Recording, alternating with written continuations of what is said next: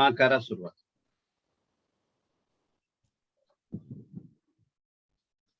नमस्कार. ख्यातनाम चंद्रकांत वझे सर, त्यांचे स्नेही निमंत्रित श्रोते आणि सभासद बंधू भगिनींनो, शुक्रवारच्या झूमच्या ऑनलाईन कार्यक्रमामध्ये तुम्हा सर्वांचे सहर्ष स्वागत. प्रदीप अडूर आणि विजय ढेंगे यांना मी शंखनाद करण्याची विनंती करते.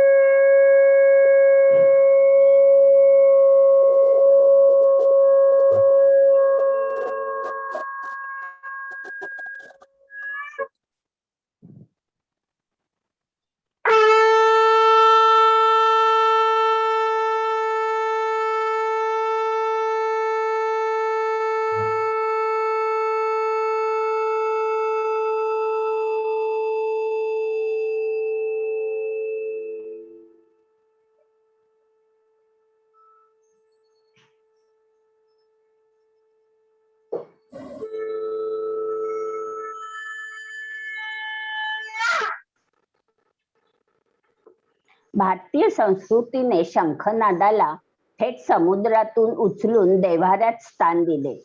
शंख हा उत्पत्ती व सर्जन यांचं प्रतीक असून त्याचा शुद्धता व पावित्र्याशी नातं असणाऱ्या सुरेल अशा शंखनादाने कार्यक्रमाची सुरुवात करून वातावरण निर्मिती केल्याबद्दल मी प्रदीप अडूर आणि विजय ढेंगे यांना धन्यवाद देते.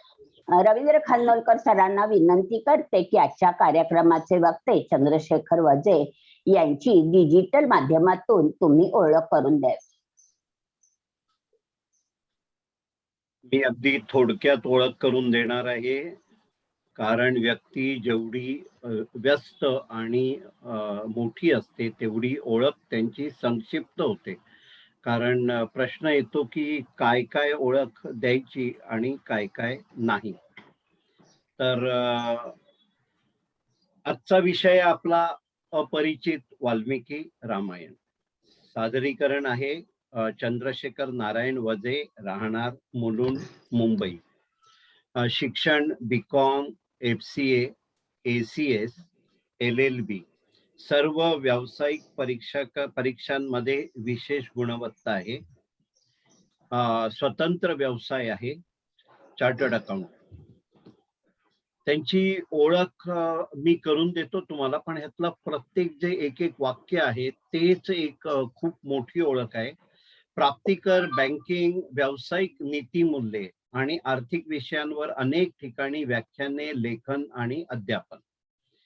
आता व्यावसायिक नीतिमूल्य हा फार महत्वाचा विषय आहे आणि त्याचा प्रसार करणं फार स्किलफुल जॉब आहे. व्यावसायिक आणि नीतिमूल्य, तर हा बॅलन्स सांभाळणं हा त्यांचा एक हातखंड आहे. आकाशवाणी, दूरदर्शन वरील कार्यक्रमात वरील विषयांमध्ये त्यांचा सहभाग असतो.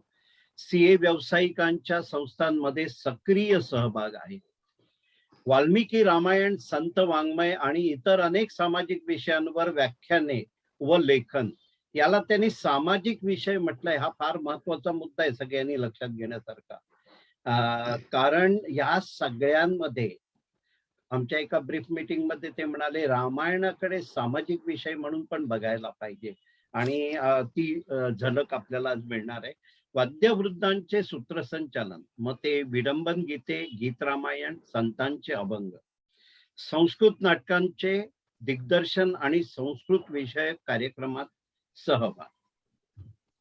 महाराष्ट्र सेवा संघ मुलुंड या संस्थेचे माजी अध्यक्ष आणि विद्यमान विश्वस्त. ही एक मोठी संस्था आहे आणि त्यांनी फार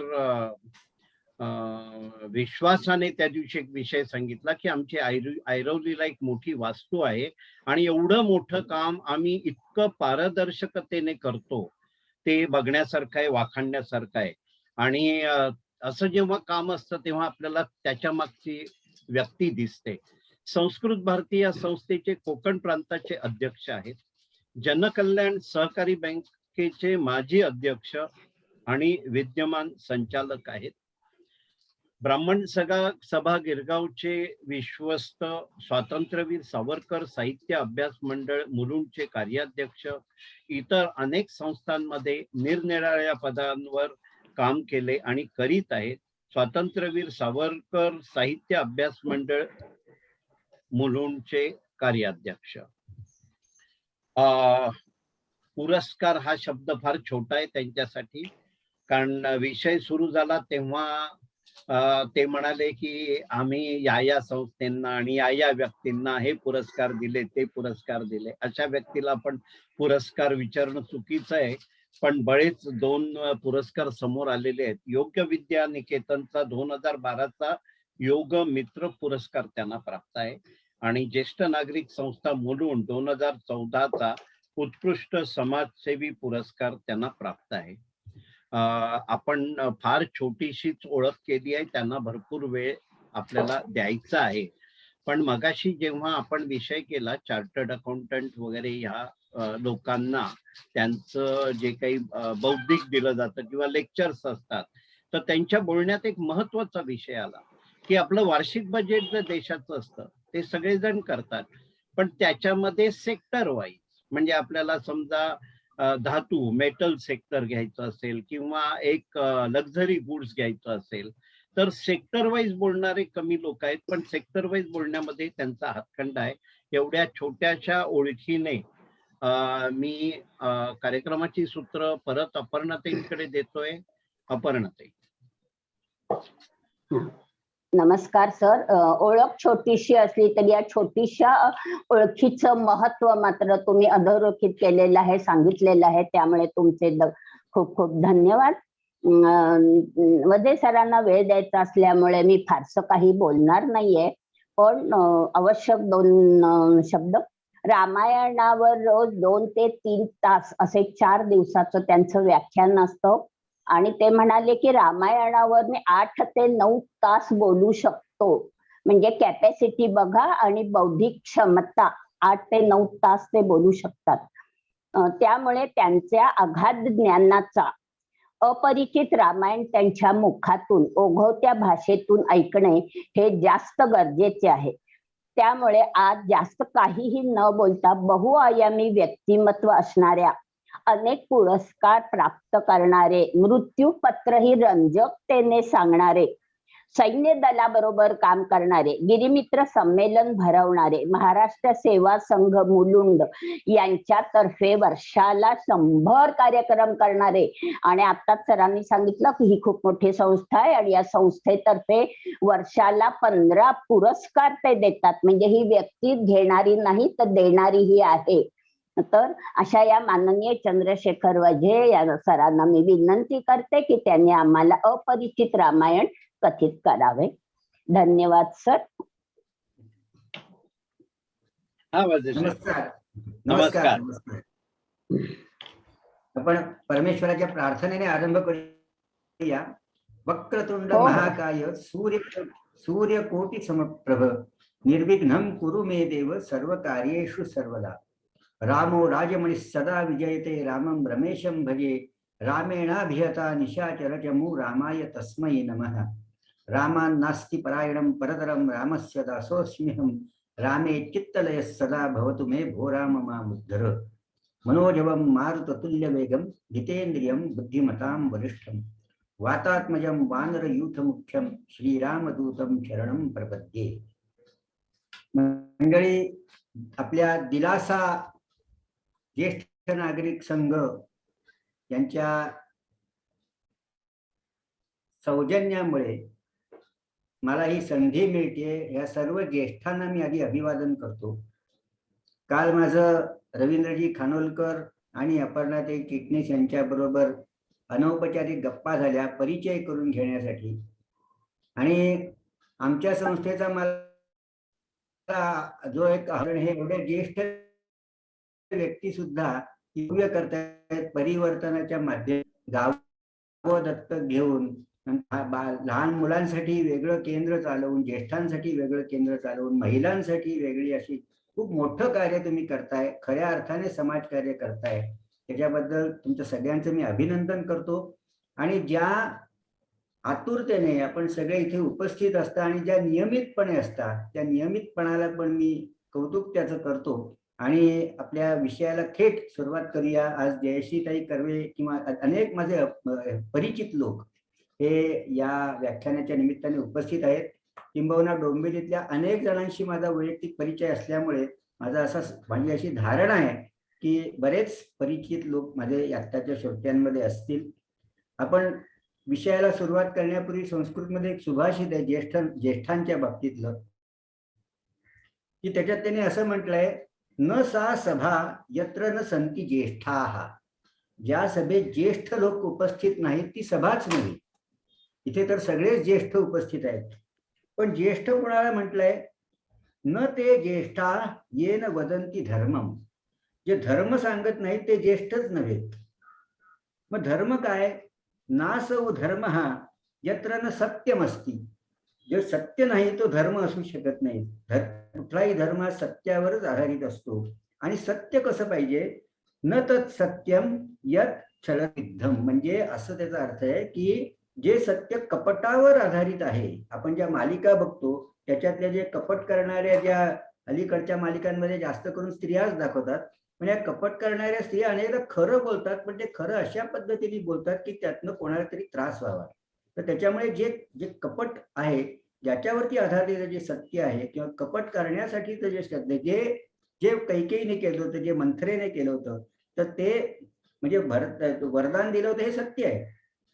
भरताला राज्याभिषेक व्हावा असं एक, जेव्हा कैकेयीचं लग्न झालं दशरथाशी, त्यावेळेलाच एक असं ज्याला म्हणतात सामंजस्य किंवा अंडरस्टँडिंग असं एक प्रकारचं झालेलं होतं.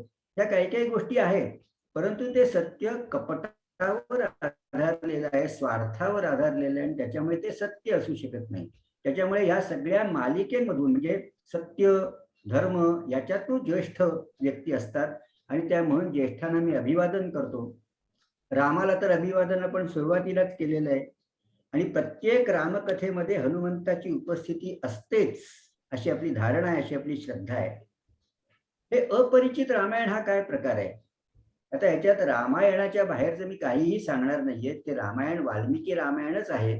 मात्र या सगळ्या कार्यक्रमाची सुरुवात मूळ झाली एक 2015 मध्ये. मला एके ठिकाणी एका संस्थेने माझ्यावर असा आरोप केला की तुम्ही प्रवचन पण करता.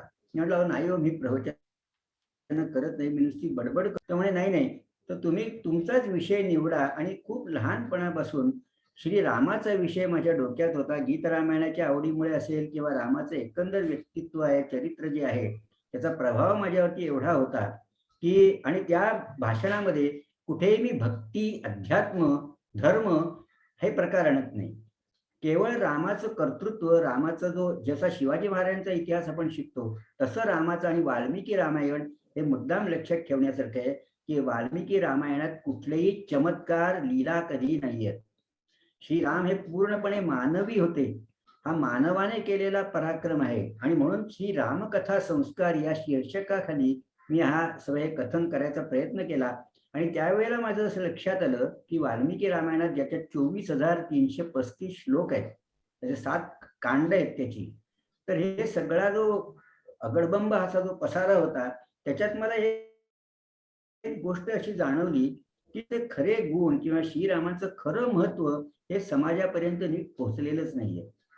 कित्येक कथा ज्या आपण विशेषतः व्हॉट्सअप आणि याच्यावरती आता ज्या वाचतो, त्या सगळ्या वेगवेगळ्या रामायणातल्या असतील, पण वाल्मिकी रामायणात असं कुठेही, याला आपण म्हणतो की असं थोतांड असलेल्या अशा कथा कुठल्याही नाहीयेत की ज्या अद्भुत वाटतील. अशी कुठलीही कथा रामायणात नाहीये. आणि रामाने कुठलाही लीला किंवा चमत्कार केलेले नाहीये. आणि म्हणून सर्वसामान्य लोकांसाठी श्रीराम हा अतिशय जवळचा आहे. कारण रामाने स्वतःच म्हटलंय की मी दशरथाचा पुत्र हा पूर्णपणे मानव राम म्हणून मी आहे, मी देव म्हणून नाही, असं तो रामाने निक्षून सांगितलंय वाल्मिकी रामायणात. संस्कृतमध्ये जवळजवळ 101 रामायण आहेत एकंदर. त्याच्यानंतर इतर भाषांमध्ये पण आहेतच. आणि आपले गुगल महर्षी त्याच्यावरती तर अनेक रामायण आहेतच. पण मूळ वाल्मिकी रामायण यातला जो काही भाग आहे की जो आपल्यापर्यंत पोहोचलेला नाहीये. आज साधी गोष्ट बघा, आपण रामराज्य म्हणतो. रामराज्य म्हणजे आदर्श प्रशासन असलेलं राज्य, सुशासन, गव्हर्नन्स असलेलं राज्य. पण मग रामाच्या प्रशासनाबद्दल आपल्याला कधी काय, किती माहिती आपल्याला. आपण रामाकडे फक्त एक सत्यवचनी, आदर्शवादी किंवा आज्ञाधारक अशा तऱ्हेने फक्त त्याच्याकडे बघतो. एकवचनी, एक बाणी, एक पत्नी. पण एवढेच फक्त गुण राहत का रामाचे?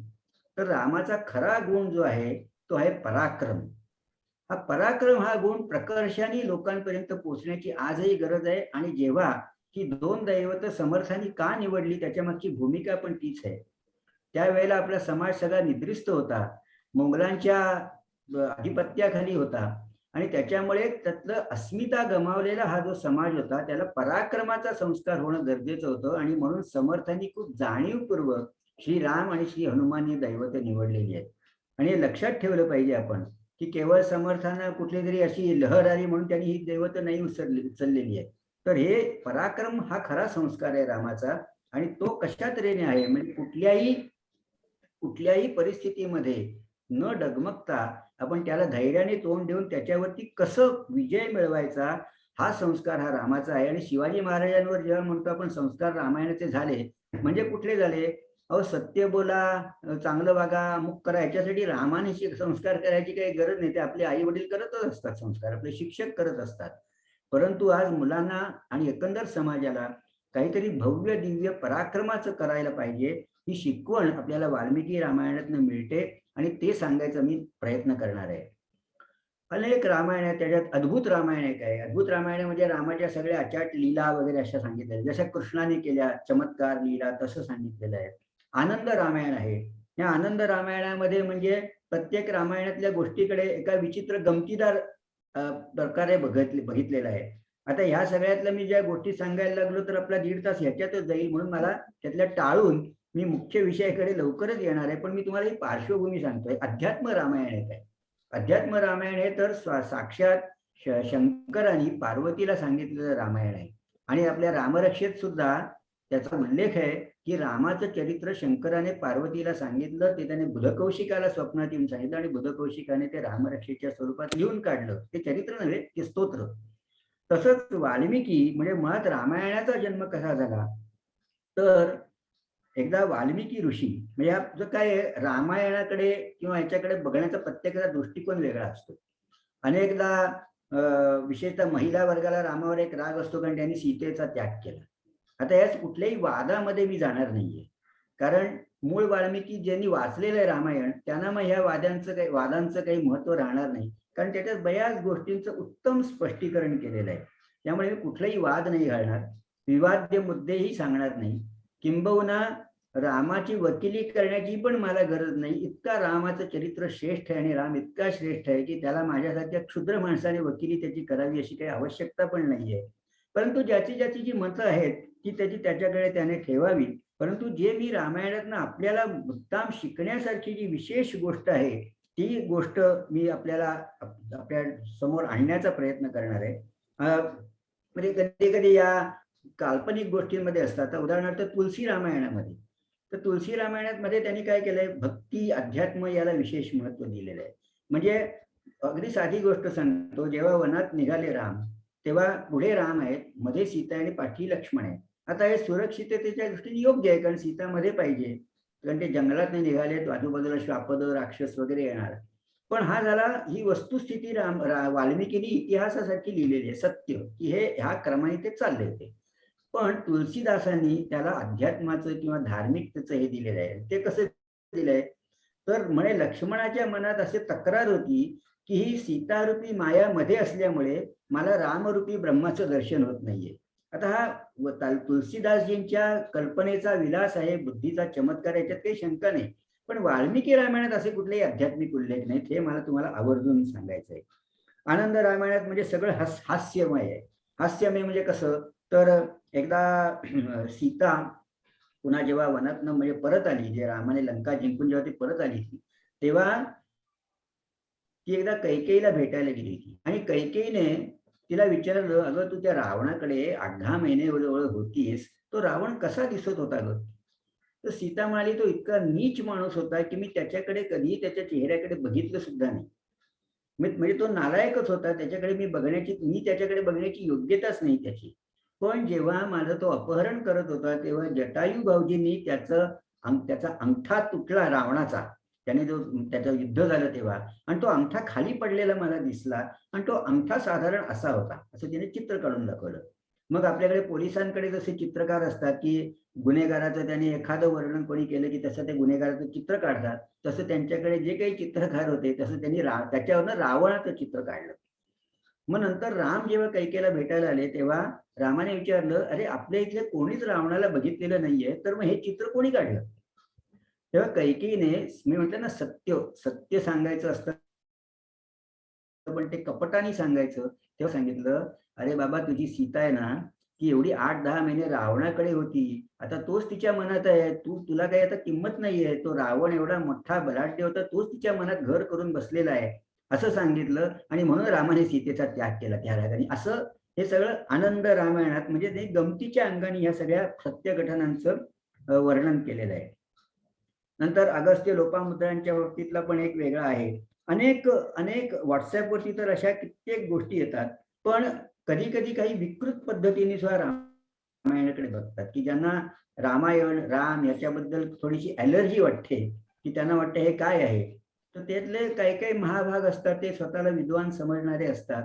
तर त्यातल्या एकाने असं लिहिलेलं आहे की कौसल्या, तिला जेव्हा कोणी पुत्रसंतान होत नव्हतं तेव्हा ती इतकं विकृत झाली होती, इतकी दुष्ट झाली होती, की ती जेव्हा कुठे फिरत असताना एखादं वासरू जर गायीचं स्तनपान करत असेल तर तिला एवढा मत्सर वाटायचा की ते गायीचे स्तन कापून टाकायचे.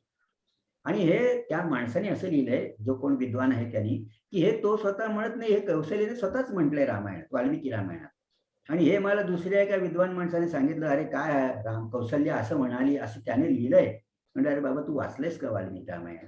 मग मी त्याला वाचून त्याला त्यातला संदर्भ असा सांगितला की कौशल्या असं म्हणाली ती हे खरं आहे, पण ती कशी म्हणाली ती आणि कुठल्या संदर्भात म्हणाली ती, की अरे आम्हाला कुठलंही पुत्रसंतान होत नाही, याचा अर्थ की पूर्वीच्या जन्मात नक्कीच असं कुठलं तरी पाप केलं असलं पाहिजे, असं ती म्हणते.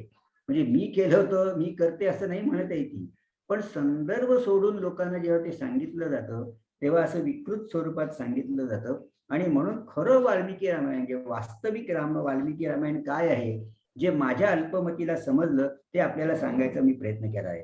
आणि त्याच्यामुळे याच्या विचित्र चमत्काराच्या गोष्टी इथे कुठे नाहीये. तो राम स्वतः म्हणतो, आत्मानं मानुषम म्हणजे रामम दशरथात्मजम, म्हणजे दशरथाचा आत्मज म्हणजे पुत्र असा मी आहे. कित्येक लोक असं सांगतात की प्रत्येकाने घरी रामासारखं राहावं वागावं आणि बाहेर गेले की कृष्णासारखं वागावं. म्हटलं वा, असं काही नाही हो. अहो रामासारखं वागणं आपण बंद केल्यामुळे कृष्णाला, म्हणजे विष्णूला कृष्णाचा अवतार घ्यायची गरज पडली. जर रामासारखे तुम्ही पराक्रमी आणि सत्यवचनी आणि ध्येयवादी असता तर कृष्णाला अवतार घ्यायला लागला नसता, राक्षस माजले नसते. पण रामाचं आपण आचरण सोडलं.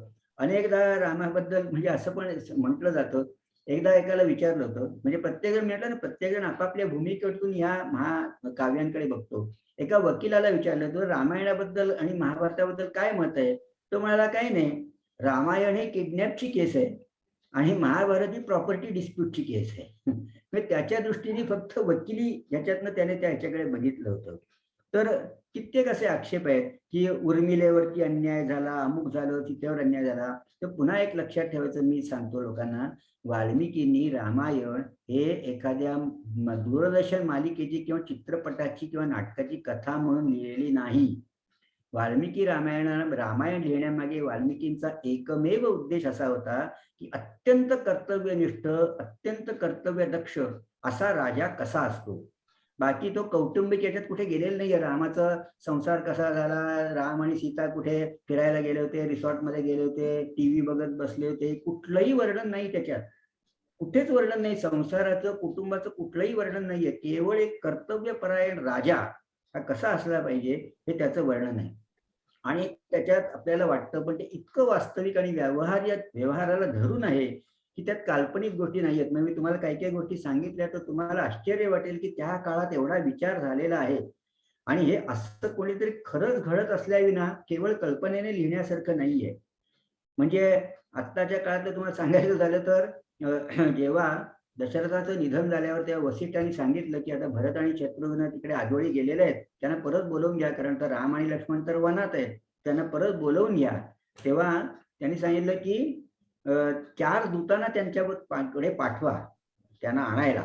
भरत शत्रुघ्नाकडे, आणि ते त्यांना जाताना त्यांचा ट्रॅव्हलिंग अलाउन्स द्या आधी पहिला, असं त्यांनी सांगितलं.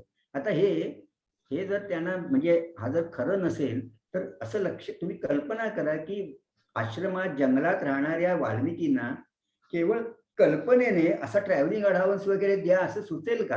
म्हणजे अशा तऱ्हेचं राज्य कुठेतरी असलं पाहिजे, अशा तऱ्हेची राज्य पद्धती कुठेतरी असली पाहिजे, अशा प्रकारचं व्यवहारात आणणारे ऋषीमुनी आणि रामासारखे राजे असले पाहिजेत कुठेतरी.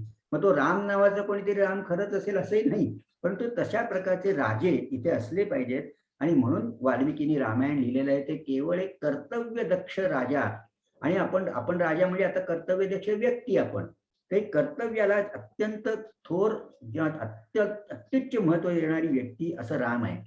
आपल्याला माहित नसतं की आपण म्हणतो राम लक्ष्मण भरत शत्रुघ्न, पण खरा ज्येष्ठता क्रम असा आहे राम, त्याच्यानंतर भरत, मग लक्ष्मण आणि मग शत्रुघ्न. त्याच्या म्हणून रामाला भरताग्रज राम राम असं रामरक्षित आपण जे म्हणतो ना, तो भरत रामानंतर भरत आहे, मग लक्ष्मण आणि मग शत्रुघ्न आहे. तर आणि महत्वाचं लोकांच्या असं एक समजतं वाल्मिकी हा कोणी भिल्ल होता, दरोडेखोर होता, असं नाहीये. वाल्मिकी हा रामायणात उल्लेख आहे, तो वाल्मिकी स्वतः सांगतो की मी ब्रह्मदेवाचा पुत्र प्रचेतस याचा मी 10वा पुत्र आहे असं तो सांगतो. म्हणजे ब्रह्मदेवाचा नातू आहे वाल्मिकी, आणि फक्त तो वाईट संगतीत लागला म्हणून तो मग कुठेतरी कुमारगणी असं काही काही करायला लागला.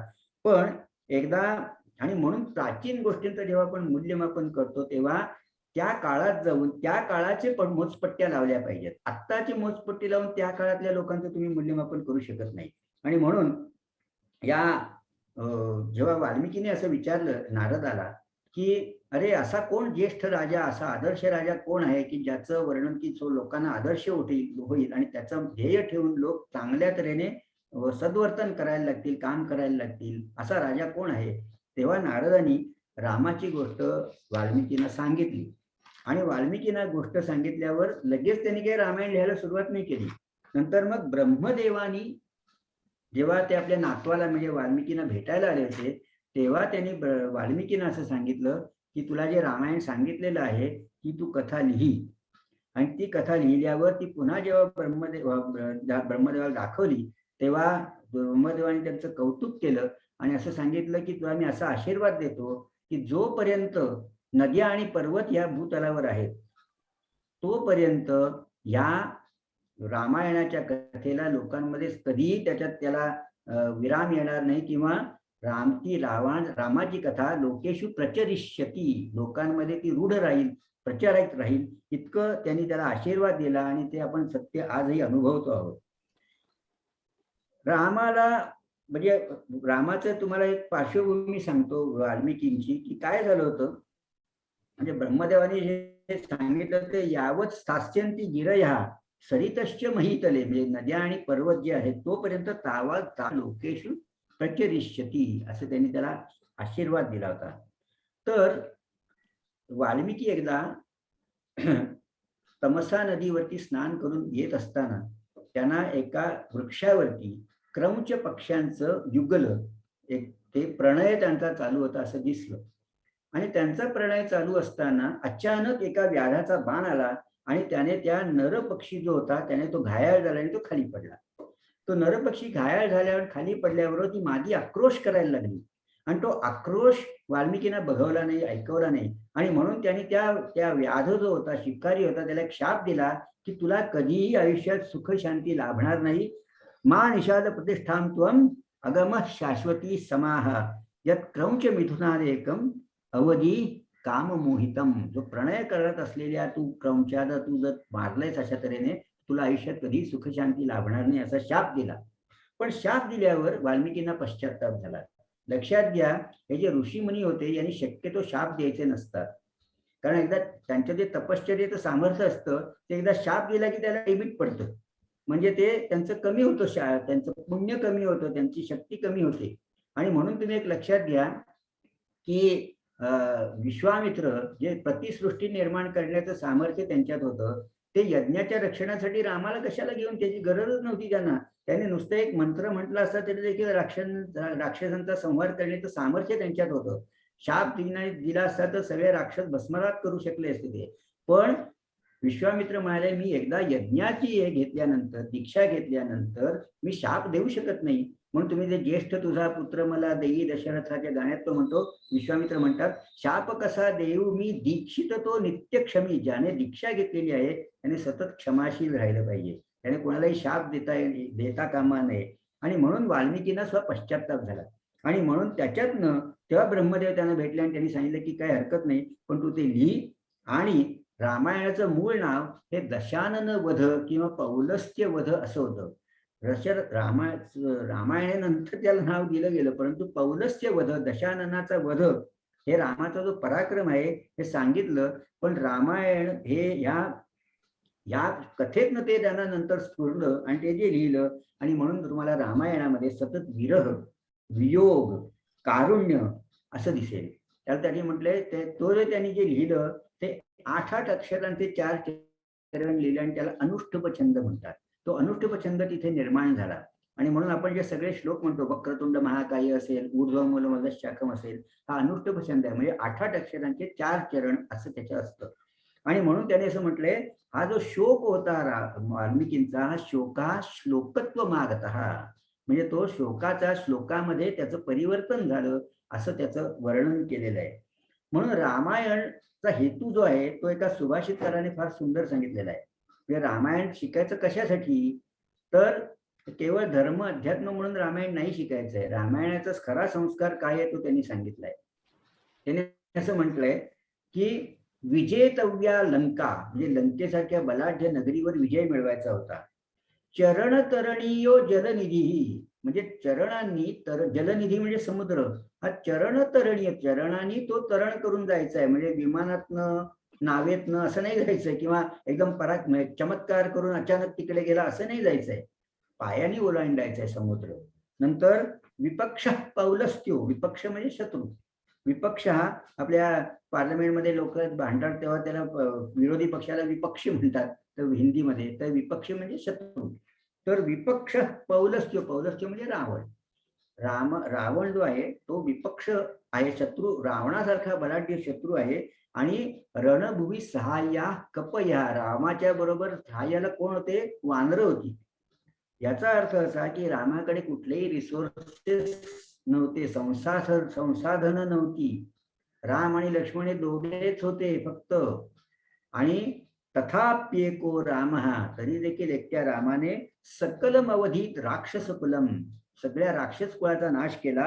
क्रियासिद्धे सत्वे वसती महताम नोपकरणे, म्हणजे श्रेष्ठ ज्या व्यक्ती असतात, शिवाजी महाराजांसारखे व्यक्ती असतात, त्यांची जी क्रियासिद्धी म्हणजे त्यांच्या कार्याचं जे यश असतं ते कशात असतं, त्यांच्याबरोबर त्यांचं साधन सामग्री काय आहे, रिसोर्सेस किती आहेत, त्यांच्याबरोबर मदत करायला माणसं किती आहेत, याच्यावर नाही अवलंबून. शिवाजी महाराजांकडे काय होतं, कुठेच मोठी धनसंपत्ती नव्हती, त्यांच्याकडे प्रशिक्षित सैन्य नव्हतं, आणि तरी देखील त्यांनी बलाढ्य अशा 5 शहायांना त्यांनी जी टक्कर दिली आणि राज्य स्थापलं. हा शिवाजी महाराजांवर रामाचा झालेला संस्कार आहे, तो लक्षात घेतला पाहिजे. आणि तो लक्षात घेणं हा सगळा माझ्या कथनाचा मुख्य उद्देश आहे. आणि म्हणून लोक म्हणतील की तुम्ही काय आहे, तुमचं कथन आहे, व्याख्यान आहे, प्रवचन आहे, काय आहे, तर काय आहे की खरं म्हणजे हे प्रवचन असेल तर ह्याला प्रवचन नाही म्हणता येणार. कारण का, प्रवचनामध्ये खूप प्रगल्भता लागते, त्याला अनुभूती लागते, त्याच्यात एक प्रकारचा रसाळपणा लागतो, तो माझ्याकडे नाही. मी अत्यंत वृक्ष बोलणारा माणूस आहे, चार्टर्ड अकाउंटंट असल्यामुळे आमचं वृक्षच मानसिकता आहे.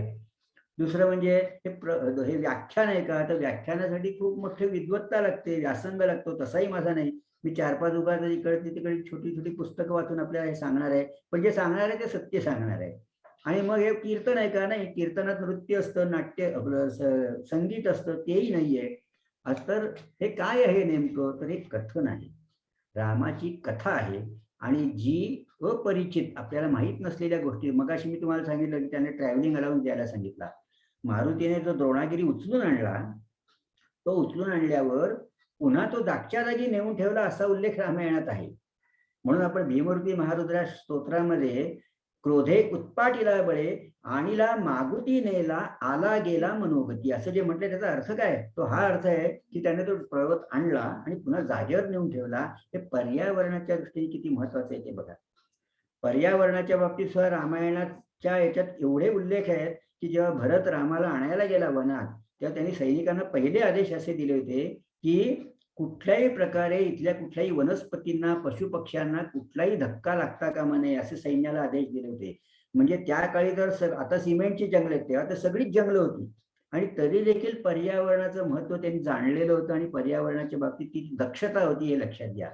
ह्या गोष्टी कधी कोणी कोणाला सांगत नाही हो.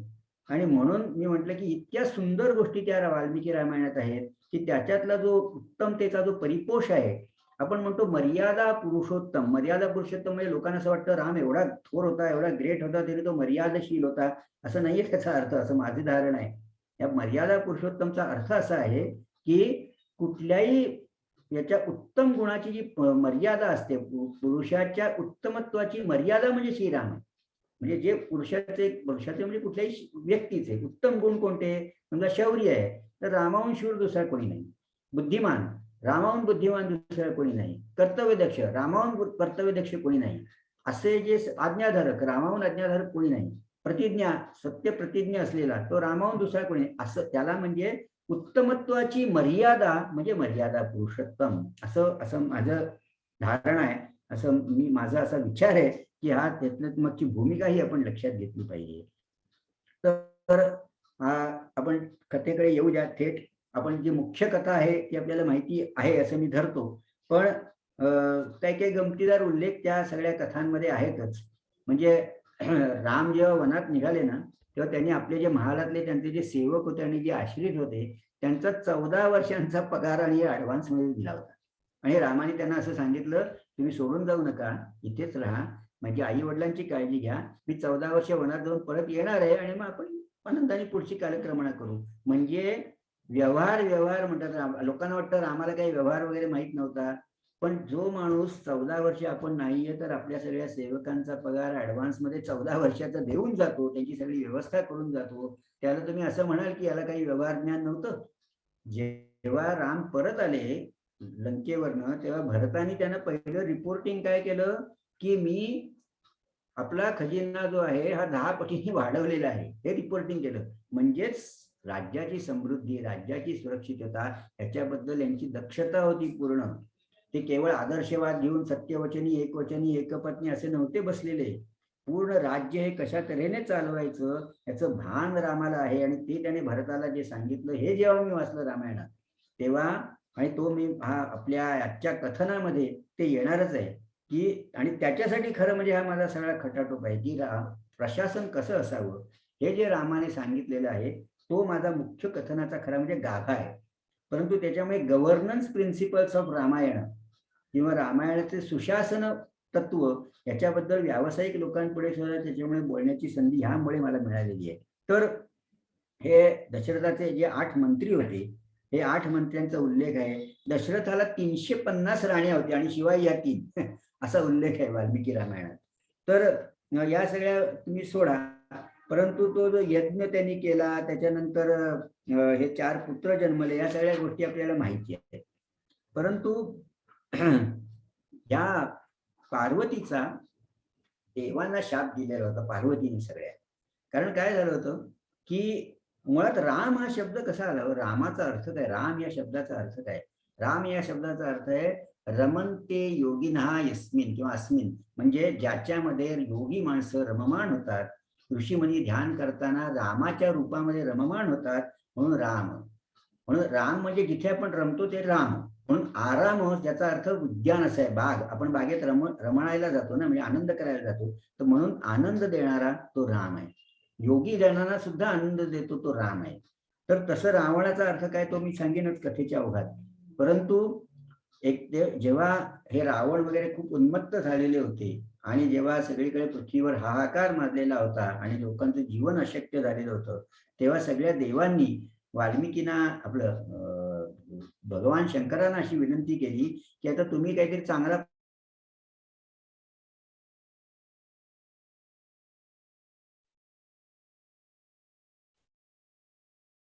आता तिकडे जा, आरामात करा आणि पुत्र निर्माण करून या. तर शेकडो वर्ष झाली तरी काहीच हे होईना. तेव्हा सगळे देव पण गांजून गेले, माझ्या यांना आपण पाठवलंय वनात आणि काही निर्मिती पुत्राची होत नाहीये, म्हणून ते त्यांना भेटायला गेले. ते भेटायला गेले तर तेव्हा पार्वती भयंकर चिडली त्यांच्यावर, कारण तिने व्यत्यय आणला त्यांच्या सगळ्या प्रेमामध्ये. तर म्हणून तिने सगळ्या देवांना असा शाप दिला की तुम्ही कुठलेही देव, आता देव ह्या शब्दाचा अर्थ लक्षात घ्या, मूळ आपण ज्याला देव म्हणतो हे 33 कोटी देव वगैरे असे 33 कोटी देव वगैरे नव्हते, आपल्याला सगळ्यांना माहिती आहे की 33 कोटी, कोटी म्हणजे श्रेणी, लेवल्स, 33 कोटी म्हणजे 33 श्रेण्यांमध्ये ते देव होते. म्हणजे यक्ष, गंधर्व हे सगळे देव कोटीतली माणसं आहेत. आपण म्हणतो ना उच्च कोटीतला आहे, म्हणजे काय, त्याची उच्च लेवल आहे, उच्च पातळीचा, त्याला म्हणजे ते कोटी आहे. 33 कोटी असे 1 2 3 4 असे नव्हते ते, हे लक्षात घ्या. तर ते 33 कोटी जे आहेत त्या कोटीत ह्या देव आहेत, हे सगळे सामान्य देव, गंधर्व, यक्ष वगैरे जे प्रकार असतात ते सगळे, नाग, हे सगळे देवता आहेत. पण खरे देव आपले फक्त ब्रह्मा विष्णू महेश हे खरे दैवत देव. तर त्या देवांना म्हणजे या सगळ्या हे जे होते देव, यक्ष, गंधर्व वगैरे, या सगळ्यांना पार्वतीने असा शाप दिला की तुमच्यापैकी कोणीही तुमच्या स्वतःच्या भार्येपासून पुत्र निर्मिती करू शकणार नाही, असा पार्वतीने शाप दिला. हे सगळं सांगण्याचा उद्देश काय, तर जेव्हा रामाचा जन्म झाला तेव्हा ब्रह्मदेवाने इतरांना सांगितलं, सगळ्या देवांना, की आता तुम्ही निरनिराळ्या वानरी, अस्वली यांच्यापासून तुम्ही आता पुत्र निर्माण, कारण स्वतःच्या पत्नीपासून त्यांना काही निर्माण करता येणार नव्हतं, असा शाप होता पार्वतीचा. म्हणून मग इंद्राने म्हणजे इंद्राचा मुलगा वाली, सूर्याचा सुग्रीव, कुबेराचा गंधमादन, विश्वकर्म्याचा नल, विश्वकर्मा हा देवांचा इंजिनियर, सिव्हिल इंजिनियर, म्हणजे त्याला, म्हणून त्याला ते पूल बांधायचं, सेतू बांधायचं काम हे नलाने केलेलं आहे. तो नल हा विश्वकर्म्याचा पुत्र आहे. नंतर अग्नीचा पुत्र नील, अश्विनी कुमारांचे मैंद आणि द्विविध या अश्विनी कुमारांचे. नंतर वरुणाचा सुषेण, पर्जन्याचा शरथ आणि वायुदेवाचा हनुमान. आपल्याला माहिती आहे पवनसुत हनुमान, वायुदेवाचा हनुमान, असे सगळ्या देवतांनी हे आपले पुत्र निर्माण केले, कारण रामाच्या सहाय्याला ते हवे होते. म्हणून ही सगळी कथा मी त्यांच्या सांगितली, ते सगळे वानर वगैरे हे झालेत. मग त्यामुळे देवता म्हणजे देवता असतात, ऋषी, यक्ष, गरुड, नाग, हे सगळे जे आहेत हे सगळे सिद्ध, विद्याधर, सर्प, या सगळ्यांनी ही सृष्टी निर्माण झाली. आणि मग विश्वामित्र त्यांना वनात घेऊन गेले संस्कार करण्यासाठी आणि पराक्रम शिकवण्यासाठी. आणि मग विश्वामित्रांनी त्यांना सांगितलं, ते वाटेत त्राटिका वगैरे या गोष्टी माहिती आहेत, पण आपण त्या सगळ्या तपशिलात जाणं आपल्याला वेळेच्या दृष्टीने झेपणार नाहीये, आपण पुढे जाऊ.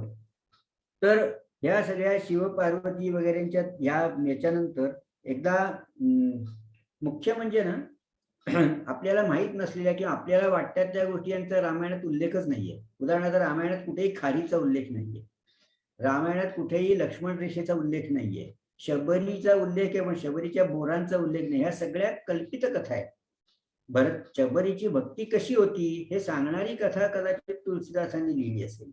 किंवा खारीचं, की प्रत्येकाने आपला खारीचा वाटा प्रत्येक मोठ्या कामात उचलावा, हे हा उपदेश करण्यासाठी कदाचित त्यांनी केलं. कारण का, खारी अतिशय लहान असं प्राणी आहे आणि एकंदर सगळ्यांचंच, वानर असतील हे असतील, तर त्यांनी प्रत्येक मोठ्या कामात, आपण असं कधीच म्हणायचं नाही की अरे एवढ्या मोठ्या कामात मी काय करणार, असं कधी म्हणू नये. हा संस्कार करण्यासाठी ह्या सगळ्यानंतर कथा त्याच्यात लिहिल्या गेल्या आहेत. पण वाल्मिकी रामायणात कुठेही त्याचा उल्लेख नाहीये, लक्ष्मण रेषेचाही कुठे उल्लेख नाहीये. त्याच्यामुळे हे सगळे जे आहेत ना, हे म्हणून म्हटलं की आपल्याला जे वाटतं चमत्कारांच्या, लीलांच्या अशा कुठल्याही कथा वाल्मिकी रामायणात नाहीये. आणि मग या जेव्हा अहिल्याची कथा सुद्धा वाल्मिकी रामायणात पूर्णपणे वेगळी आहे. म्हणजे ती खरी अशी म्हणजे आपल्याला जे वाटतं की इंद्राने अहिल्याला फसवलं वगैरे, असा कुठलाही उल्लेख नाहीये. बरोबर उलट खरं सत्यात घडलेलं होतं असं वाल्मिकी रामायणात लिहिलंय. पण आपण ते अप्रिय उल्लेख टाळून आता पुढे जाऊया. तर तो जो शाप दिला गौतमानी अहल्येला, तर शापामागे काहीतरी तथ्य होतं, काहीतरी खरोखरच त्यांना, नाही तर ते त्रिकालज्ञ होते. जर खरोखरच अहल्या ही निष्पाप निरागस असती तर त्यांनी एवढा शाप दिला नसता. असो, पण हे जे आलेत वाल्मिकी रामायणात शब्द सुद्धा इतके सुंदर सगळ्या ठिकाणी वापरलेले आहेत की हे जेव्हा 2 राजपुत्र तिकडे आले, ते राजपुत्र जेव्हा मैथिलेच्या या यज्ञ मंडपात आले होते, त्या यज्ञ मंडपात दुसरं गंमत सांगतो तुम्हाला, सीता स्वयंवर झाले असं कुठेही वाल्मिकी रामायणात उल्लेख नाही. म्हणजे आपल्याला वाटतं, आपल्या याच्यात मालिकांमध्ये आणि चित्रपटात दाखवतात सगळे राजे बसले आहेत, मग तो एक एक जण आला आणि धनुष्य उचलतोय आणि मग तो पडला, रावण पडला वगैरे, असं काहीही घडलेलं नाही. राजसभेमध्ये असं कुठलंही स्वयंवर झालेलं नाही. स्वयंवराचा अर्थ काय, जेव्हा स्त्रीनी आपला वर स्वतः निवडलेला असतो तो स्वयंवर. अशा फक्त 3 स्वयंवरांचा पुराणात उल्लेख आहे. एक म्हणजे नल दमयंती आहे, एक कृष्ण आणि रुक्मिणी आहे, आणि सत्यवान सावित्री. 3च खऱ्या अर्थाने म्हणजे ती जी वधू होती, ती युवती होती, ती त्याच्या प्रेमात पडली की आणि तिने आपला वर निवडला होता.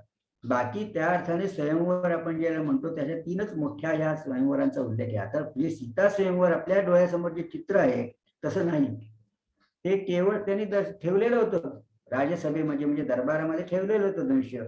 कोणीही या, उचला आणि सीता तुमची, असं ते होतं. आता ते इतकं तो सौदा नव्हता, व्यवहार नव्हता, परंतु त्यांना माहिती होतं कोण उचलू शकणार आहे. हा जो परमेश्वराचा विष्णूचा अवतार आहे तोच तो उचलू शकणार आहे याची सगळ्यांना माहिती होती.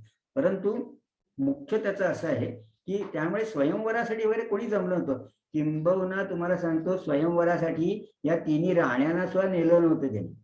या राण्या सीतेच्या विवाहाच्या वेळेला उपस्थित नव्हत्या, म्हणजे कौशल्या, सुमित्रा, कैकेयी नव्हत्या तिथे. त्यांनी ते ठरलं तिथे लग्न, धनुष्य मोडल्याबरोबर त्यांनी ते लग्न ठरवलं.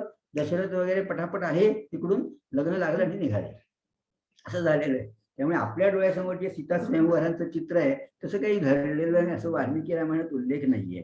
तर तेव्हा त्या हा विचारतो, जनक विचारतो, अरे हे सगळे हिरो सारखे दिसणारे काक पक्षधर, कावळ्याचं पीस असतं असे त्यांचे केस वगैरे असे बटा ज्या वळवलेले आहेत कपाळावर, असे सुंदर दिसणारे कोण आहेत बरं हे? ते तर ऋषिकुमार तर वाटत नाहीयेत. तेव्हा मग विश्वामित्र त्यांना सांगतात, अरे राजपुत्र आहे. आणि मग तेव्हाचं वर्णन जे आहे ना, ते सीतेचं वर्णन त्याने असं केलंय की अयोनिज आहे, म्हणजे ती धरणीतनं जन्माला आली, ती कुठल्याही योनीतनं निर्माण झालेली नाहीये, म्हणून ती अयोनिज आहे. परंतु सीतेचं वर्णन करताना वाल्मिकींनी अतिशय सुंदर शब्द वापरलाय. त्याला त्यांनी वीर्य शुल्का म्हटलंय. वीर्य म्हणजे पराक्रम. जर सीता हवी असेल तर तुम्हाला काय किंमत द्यायला लागेल? शुल्क म्हणजे किंमत. काय किंमत तुम्हाला मोजावी लागेल? सीता हवी असेल तर पराक्रम. म्हणून तिला वीर्य शुल्क असा वाल्मिकींनी शब्द वापरलाय. किती किती विचारपूर्वक सगळं लिहिलं गेलेलं आहे. त्याचं तुम्ही हा आस्वाद घेणं हा सुद्धा एक खूप मोठा आनंद आहे. तर ही वीर्य शुल्क आहे, म्हणजे पराक्रमाने तुम्ही सीतेला जिंकून घ्या, असं त्यांनी लिहिलंय. तुमच्याकडे संपत्ती किती आहे, तुम्ही किती सुंदर दिसता, हँडसम आहात, याचा काही संबंध नाहीये. तो तुम्ही पराक्रम दाखवा आणि सीता घ्या, असा तो हे आहे. आणि म्हणून मी पहिल्यापासून म्हणतोय, रामाचा आदर्श हा पराक्रम हा आहे. बाकी सगळ्या गोष्टी त्यात पराक्रम आणि कर्तव्यनिष्ठा. तर आपण सुद्धा आपल्या आयुष्यात तशाच प्रकारे कर्तव्यनिष्ठा दाखवली तर आपण पुढे आपल्या देशाची किंवा आपली स्वतःची प्रगती होणार आहे. मग ते विवाह वगैरे झाला, ते परत यायला लागले, तर तो आपल्याला आत्ता अलीकडेच रामायण वगैरे मालिका झाल्यामुळे काही काही कथा माहिती असतात. त्याच्यामुळे मी सगळ्या कथा आत्ता सांगण्यामध्ये वेळ नाही घालणार. जसं आपल्याला वेळेचं नियोजन पण मला करायला जरा पुरेसा वेळ मिळाला नाही, कारण एखादी मोठी गोष्ट तितकी थोडक्यात सांगायला लागते, त्यासाठी जास्त तयारी करायला लागते. हा सगळ्या वक्त्यांचा अनुभव आहे. एकदा मार्क ट्वेनने एक मोठं पत्र आपल्या मित्राला लिहिलं आणि त्याच्या शेवटी असं लिहिलं की मला जरा क्षमा कर, मला थोडक्यात पत्र लिहिण्या एवढा वेळ नव्हता. याचा अर्थ काय, तर थोडक्यात लिहायचं असेल तर आपल्याला जास्त विचार करायला लागतो, जास्त वेळ द्यायला लागतो. तसा वेळ मला या वेळेला मिळालेला नाहीये. परंतु मी एवढा व्यस्त असतो असं त्यांनी उल्लेख केला. एवढाही मी व्यस्त किंवा मोठा नाहीये, पण तो रवींद्रजींच्या केवळ माझ्याविषयीच्या प्रेमामुळे त्यांनी तसं माझं कौतुक केलं असेल. पण या रावणाच्या बद्दल वाल्मिकी रामायणाच्या पहिल्या 6 कांडांमध्ये राक्षस कुळाचा किंवा रावणाचा फारसा उल्लेख पण नाहीये. एक गमतीचा भाग आहे. पुन्हा सीतेचा त्याग केला वगैरे हे केलं नाही, हे मूळ वाल्मिकी रामायणात नाहीच आहे. ते जे 7वं कांड जे आहे ते उत्तर रामायण, ते नंतरचा भाग कोणीतरी रचून टाकलेला आहे, म्हणजे त्याला प्रक्षिप्त असं म्हणतात, म्हणजे तो नंतर घुसवलेला भाग आहे. त्यामुळे मूळ वाल्मिकी रामायण हे ते जेव्हा परत लंकेचा विजय करून परत येतात तेव्हा संपतं. म्हणजे वाल्मिकीला तेवढंच सांगायचंय. पुढे काय झाल्या गोष्टी वगैरे याच्यात वाल्मिकीला फारसा रस नाहीये.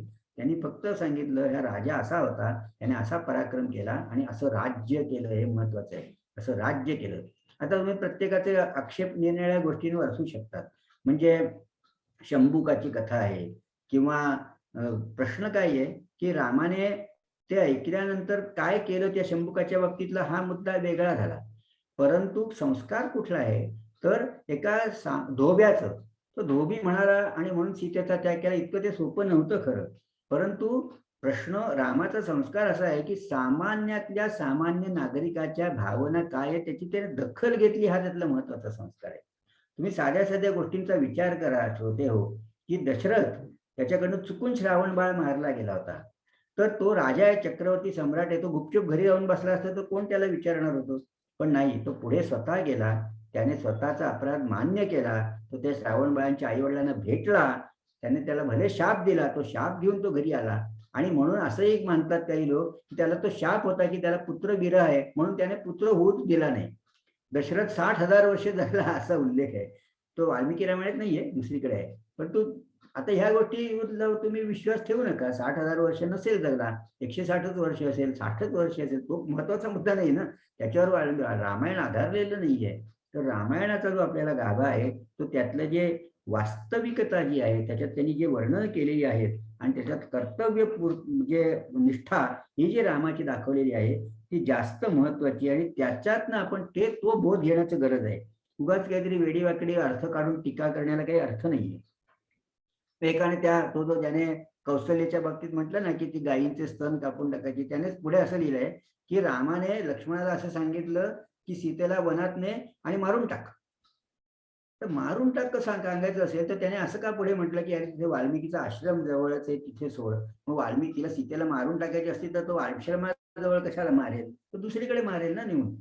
पण त्यांनी काय केलंय तिथे विसर्जय असा जो उल्लेख केलाय, विसर्जन करणे म्हणजे लिक्विडेट करणे म्हणजे मारून टाकणे असा त्यांनी अर्थ इंग्लिश मधला लावलाय. अरे ते विसर्जन म्हणजे काय, आपण जर गणपतीचं विसर्जन करतो म्हणजे काय गणपतीला मारून टाकतो का? तर हे आपल्याला लक्षात घेतलं पाहिजे की त्याने त्या वाल्मिकींच्या आश्रमाजवळ तिला सोड असं त्याने सांगितलेलं आहे. तर हा जो राम आहे, हा जेव्हा ते विवाहावरनं नंतर परत येत होते तेव्हा परशुराम त्यांना भेटला. आता जे रामायण दाखवलं या ह्याच्यात त्या तुम्हाला माहिती आहे, तर परशुराम त्याने क्षत्रियांविरुद्ध त्याने ते होतं की निक्षत्रिय करीन 21 वेळा पृथ्वी असं त्यांनी सांगितलं होतं. पण त्यातल्या कथेतला जो महत्वाचा भाग आहे तो काय झालं तेव्हा परशुराम जेव्हा आला म्हणजे अवतरला तिथे, राम आणि हे सगळे दशरथ वगैरे येत होते अयोध्येला, तेव्हा दशरथाची पाचावर धारण बसली. कारण का, परशुरामाला ते सगळे क्षत्रिय घाबरत होते. प्रचंड घाम, त्याला घाम फुटला दरदरून, जो त्याची शुद्ध अर्पायची वेळ आली आणि त्याने परशुरामाला हातापाया पडला, म्हणाला आम्हाला मारू नका. तेव्हा रामाला वाटलं अरे आपले वडील असं का त्याला एवढं हातापाया पडताय, असं कोण आहे हा मोठा. मग त्यांनी सांगितलं की असं असं परशुराम आहे, त्याने सगळ्या क्षत्रियांचा निष्पात केला होता वगैरे. अर्थात राम हा परशुरामात 6वा अवतार आहे, राम हा 7वा अवतार आहे, दोघे विष्णूचे अवतार आहेत. मग त्यांच्यात जो संवाद झाला तर तेव्हा परशुरामाने सांगितलं अरे तू जे धनुष्य मोडलंस ना ते जुनं झालेलं धनुष्य होतं, हे माझ्या हातातलं जे धनुष्य आहे ना ते जर तू हातात घेऊन दाखवलंस तर तू खरा, तर तू माझ्याशी लढाई करायला पात्र आहेस, नाही तर तू एलिजिबलच नाही आहेस. तुझी ऑलिम्पिकच्या आधीच्या राऊंड मध्येच तू सगळा बाद झालेला आहेस. तर तुला जर माझ्याशी युद्ध करायचं असेल तर तू हे उचलून दाखव. हे जेव्हा उचललं तेव्हा परशुरामाच्या लक्षात आलं की हा आपला पुढचा अवतार आहे. आणि मग त्याने मग आता धनुष्य तर उचललं. मग रामाने परशुरामाला विचारलं की आता मी काय करू सांग, हा बाण तर जो लावलेला आहे मी आता. आणि अशी तेव्हा पद्धत होती की शस्त्र एकदा हातात घेतल्यानंतर त्याने काहीतरी शस्त्राने केल्याविना पुन्हा म्यान नाही करायचं. म्हणजे तलवार हातात म्यानातनं काढली तर, म्हणून तुम्ही जर ऐतिहासिक नाटक बघितले तर तलवार काढली आणि कोणालाच मारलं नाही तर आपल्या बोटातनं रक्त काढायचे ते आणि पुन्हा म्यानात ठेवायचे. तसं मी आता बाण जोडलेला आहे, आता मी तो बाण नुसता परत घेणार नाही, आता तू काय करू ते सांग. कारण आणि परशुरामाने त्यांनी सांगितलं तुम्ही ब्राह्मण आहात, तुम्ही श्रेष्ठ आहात आणि तुम्ही माझे गुरु विश्वामित्र यांचे मित्र आहात, त्याच्यामुळे तुम्हाला मी वंदन करतो. पण तुम्ही मला हे सांगा की तुमची सर्वत्र संचार करण्याची जी गमन शक्ती आहे ती मी नाश करू तिचा, का तुम्ही जो पुण्यलोक निर्माण केलेला आहे त्याचा नाश करू. मला या कथेतनं पुढचं असं सांगायचं आहे की परशुरामांनी प्रतिज्ञा अशी केली होती की त्यांनी आपल्या पुण्यलोकात ते महेंद्र ह्याच्यावरती ते जायचे आणि आपली जी पृथ्वी सगळी होती ही त्यांनी कश्यपांना दान केलेली होती. आणि असं सांगितलं होतं की मी कधी इथे रात्रभर राहणार नाही, ओव्हरनाईट मी स्टे पृथ्वीवर कधी करणार नाही, असं त्यांनी त्याला वचन दिलेलं होतं.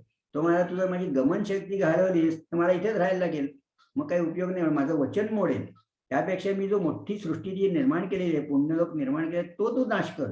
म्हणजे मला सांगायचंय काय की एवढा मोठा त्याग ते करू शकतात आपला शब्द पाळण्यासाठी, हा त्यातला संदेश आहे. हा संदेश आपल्यापर्यंत पोहोचला पाहिजे. दशरथाने श्रावण बाळाच्या आई वडिलांकडे जाऊन स्वतःचा अपराध मान्य केला, ह्या पद्धतीने कोणी सांगायचा आजवर प्रयत्न केलेला नाही. अपरिचित रामायणात आपण श्रावणाची कथा म्हणून ऐकतो, आई वडिलांनी शाप दिला हे सगळं ऐकतो, पण त्या शापातनं शिकायचं काय? आपण या दशरथाच्या वर्तणुकीतनं शिकायचं काय? दशरथ जेव्हा विवाहानंतर याच्या रामाच्या घेऊन येतो सीतेला वगैरे, तर कौशल्याला तो काय सांगतो, सासूने सुनेचा सांभाळ कसा केला पाहिजे, ज्याप्रमाणे पापण्या डोळ्यांचं पालन करतात तसं सासूने सुनेला सांभाळलं पाहिजे, असे असे शब्द आहेत. किंवा दशरथ जेव्हा जनकाकडे भेटायला जातो तेव्हा जनकाच्या परवानगीसाठी तो बाहेर थांबलेला असतो. तर जनक म्हणतो, अरे हा अयोध्येचा एवढा सम्राट आहे, आपल्याहून मोठा श्रेष्ठ राजा आहे आणि तो वरपिता आहे, मी वधूपिता आहे, तो थांबलाय का बाहेर? तो म्हणजे तुझी परवानगीसाठी मी थांबलोय. तेव्हा जनकाला असं वाटतं की हा संस्कार महत्वाचा आहे, हे संस्कार लोकांपर्यंत पोहोचण्याची गरज आहे. तेव्हा दशरथ असं म्हणतो की जो देणारा असतो तो नेहमी वरच्या पातळीवर असतो, जो घेणारा असतो तो खालच्या पातळीवर असतो. म्हणजे आपल्याला संस्कृतमध्ये सुभाषित माहिती आहे की ढग हे पाणी देतात म्हणून ते आकाशात असतात आणि समुद्र पाणी घेतो म्हणून तो खाली असतो. तर तू कन्यादान करतोयस, तू कन्यादान करत असल्यामुळे तू दान देतोयस आणि मी ते दान घेतोय. आता काही लोक लगेच नाक मुरडतात, कन्या म्हणजे काय अशी प्रॉपर्टी आहे का ती दान करतात? तो प्रश्न नाही येऊ, परंतु त्या काळाचा जो एकंदर संस्कार आणि आज सुद्धा शेवटी जी काही समाजातली रूढी आहे ती आहेच तशी. तर त्याच्यामुळे ते मान्य केलं पाहिजे की तू देतोयस मला, तुझी कन्या आमच्या घरात तू देतोयस आणि मी ती स्वीकारतोय, म्हणून माझी लेवल खाली आहे असं तो दशरथ त्यांना सांगतो, माझी पातळी खाली आहे आणि म्हणून तो हे करतो. नंतर रामाला तो दशरथ उपदेश करतो नेहमी. म्हणजे त्याचा जेव्हा रामाला अभिषेक करताना रामाला राजा करावं की नाही याच्यासाठी वास्तविक काय आहे, तुम्ही दशरथाने ठरवलं की रामाला राजा केला, राज्याभिषेक झाला असता त्याचा, पण नाही, दशरथाने पूर्ण लोकतंत्र लोकशाही पद्धतीने रामाला राजा करू की नाही हे ठरवलं. त्यांनी मोठी राजसभा बोलावली, त्याच्यात ऋषीमुनी होते, निरनिराळ्या देशात राजे होते, आपले सगळे मांडलिक राजे होते, गावातल्या म्हणजे राज्यातल्या प्रतिष्ठित व्यक्ती होत्या, अशा सगळ्या बोलावल्या आणि विचारलं की मी रामाला राज्याभिषेक करू का, माझ्यानंतर राम राजा म्हणून तुम्हाला तो मान्य आहे का? त्या सगळ्यांनी उंचावून सांगितलं की हो, आम्हाला राम हा राजा मान्य आहे. मग त्यामुळे मी इथे समोर बसलो आणि मी राजा आणि मी तुम्हाला विचारतोय म्हणून तुम्ही भीतीपोटी असं सांगताय का की आम्हाला माझा निर्णय तुम्हाला मान्य आहे, रामाला राजा करायचं नाही? तुम्ही असं का म्हणता की रामाने राजा व्हावं?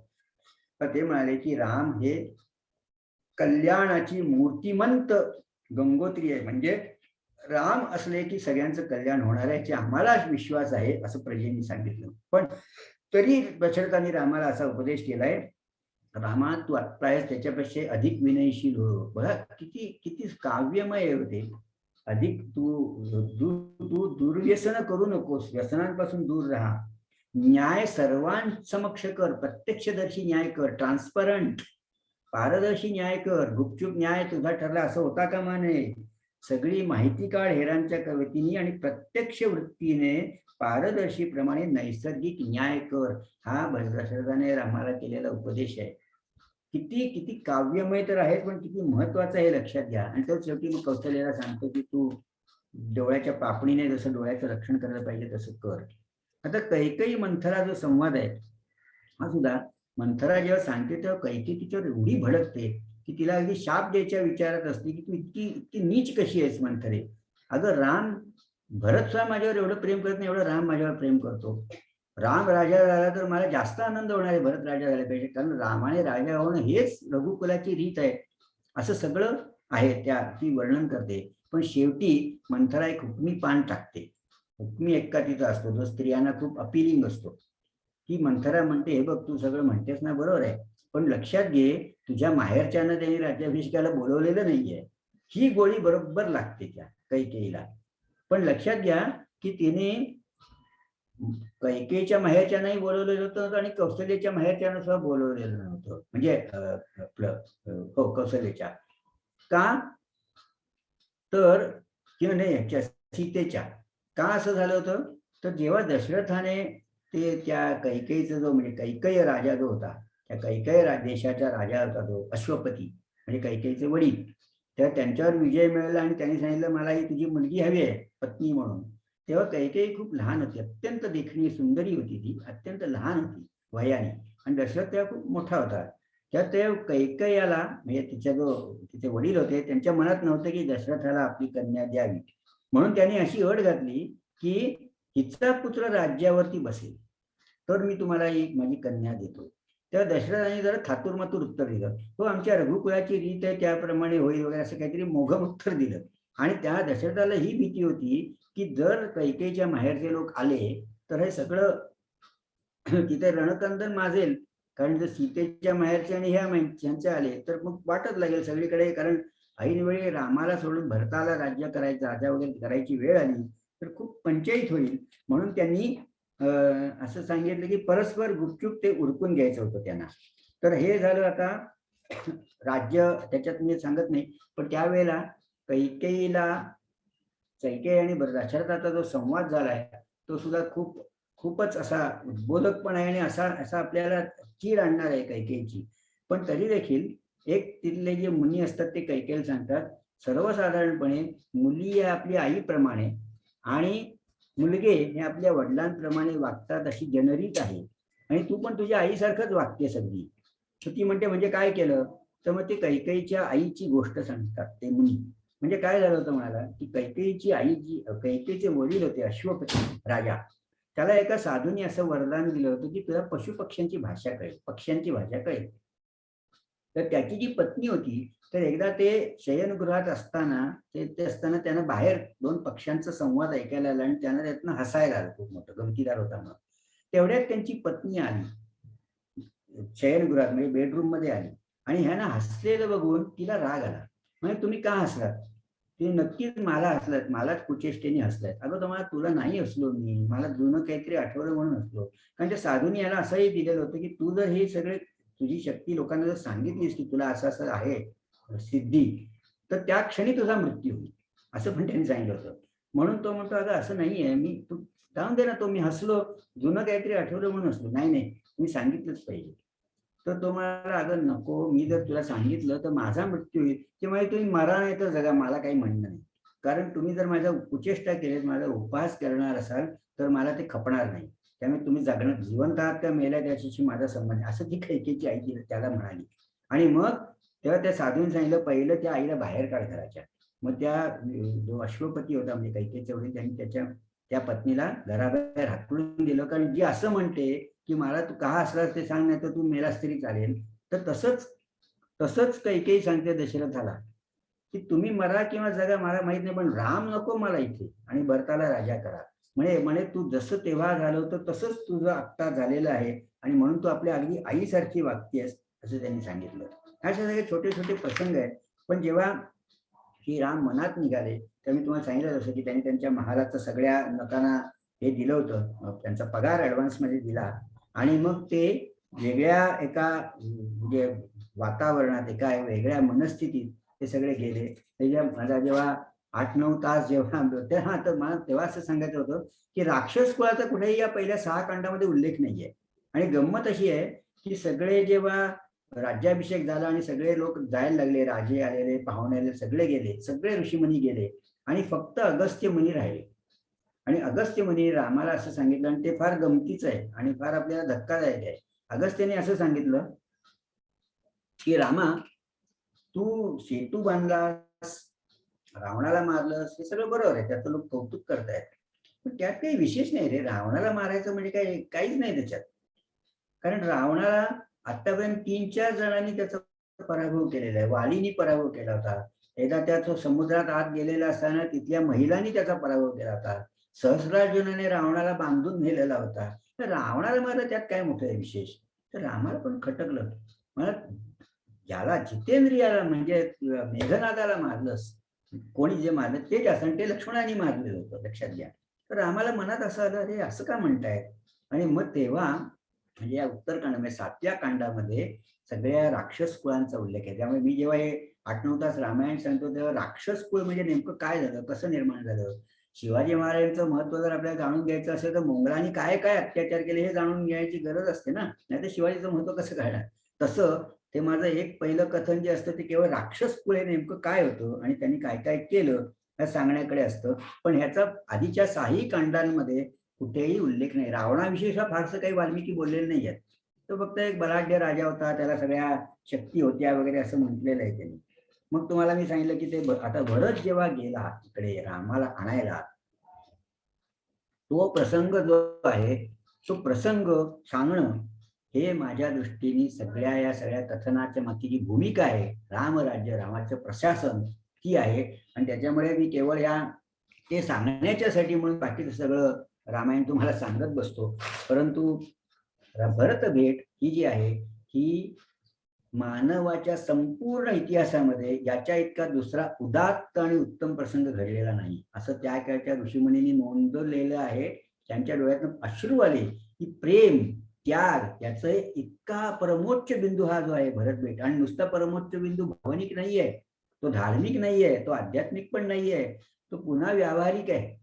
आणि तो व्यावहारिक कसा आहे तर भरत जेव्हा आला भेटायला, छोटे छोटे प्रसंगात तपशील सांगत नाही, तर पहिल्यांदाच रामाने कान उघडणी करायला सुरुवात केली. तू इथे मुळात राज्य सोडून आलासच कसा? तुला हे कळत नाही का की आपले वडील वृद्ध झालेले आहेत, तू नवीन राज्य स्वीकारलेलं आहेस, त्यामुळे आपली परिस्थिती आता शत्रूला आक्रमण करण्यासाठी एकदम व्हल्नरेबल म्हणतात तशी झालेली आहे.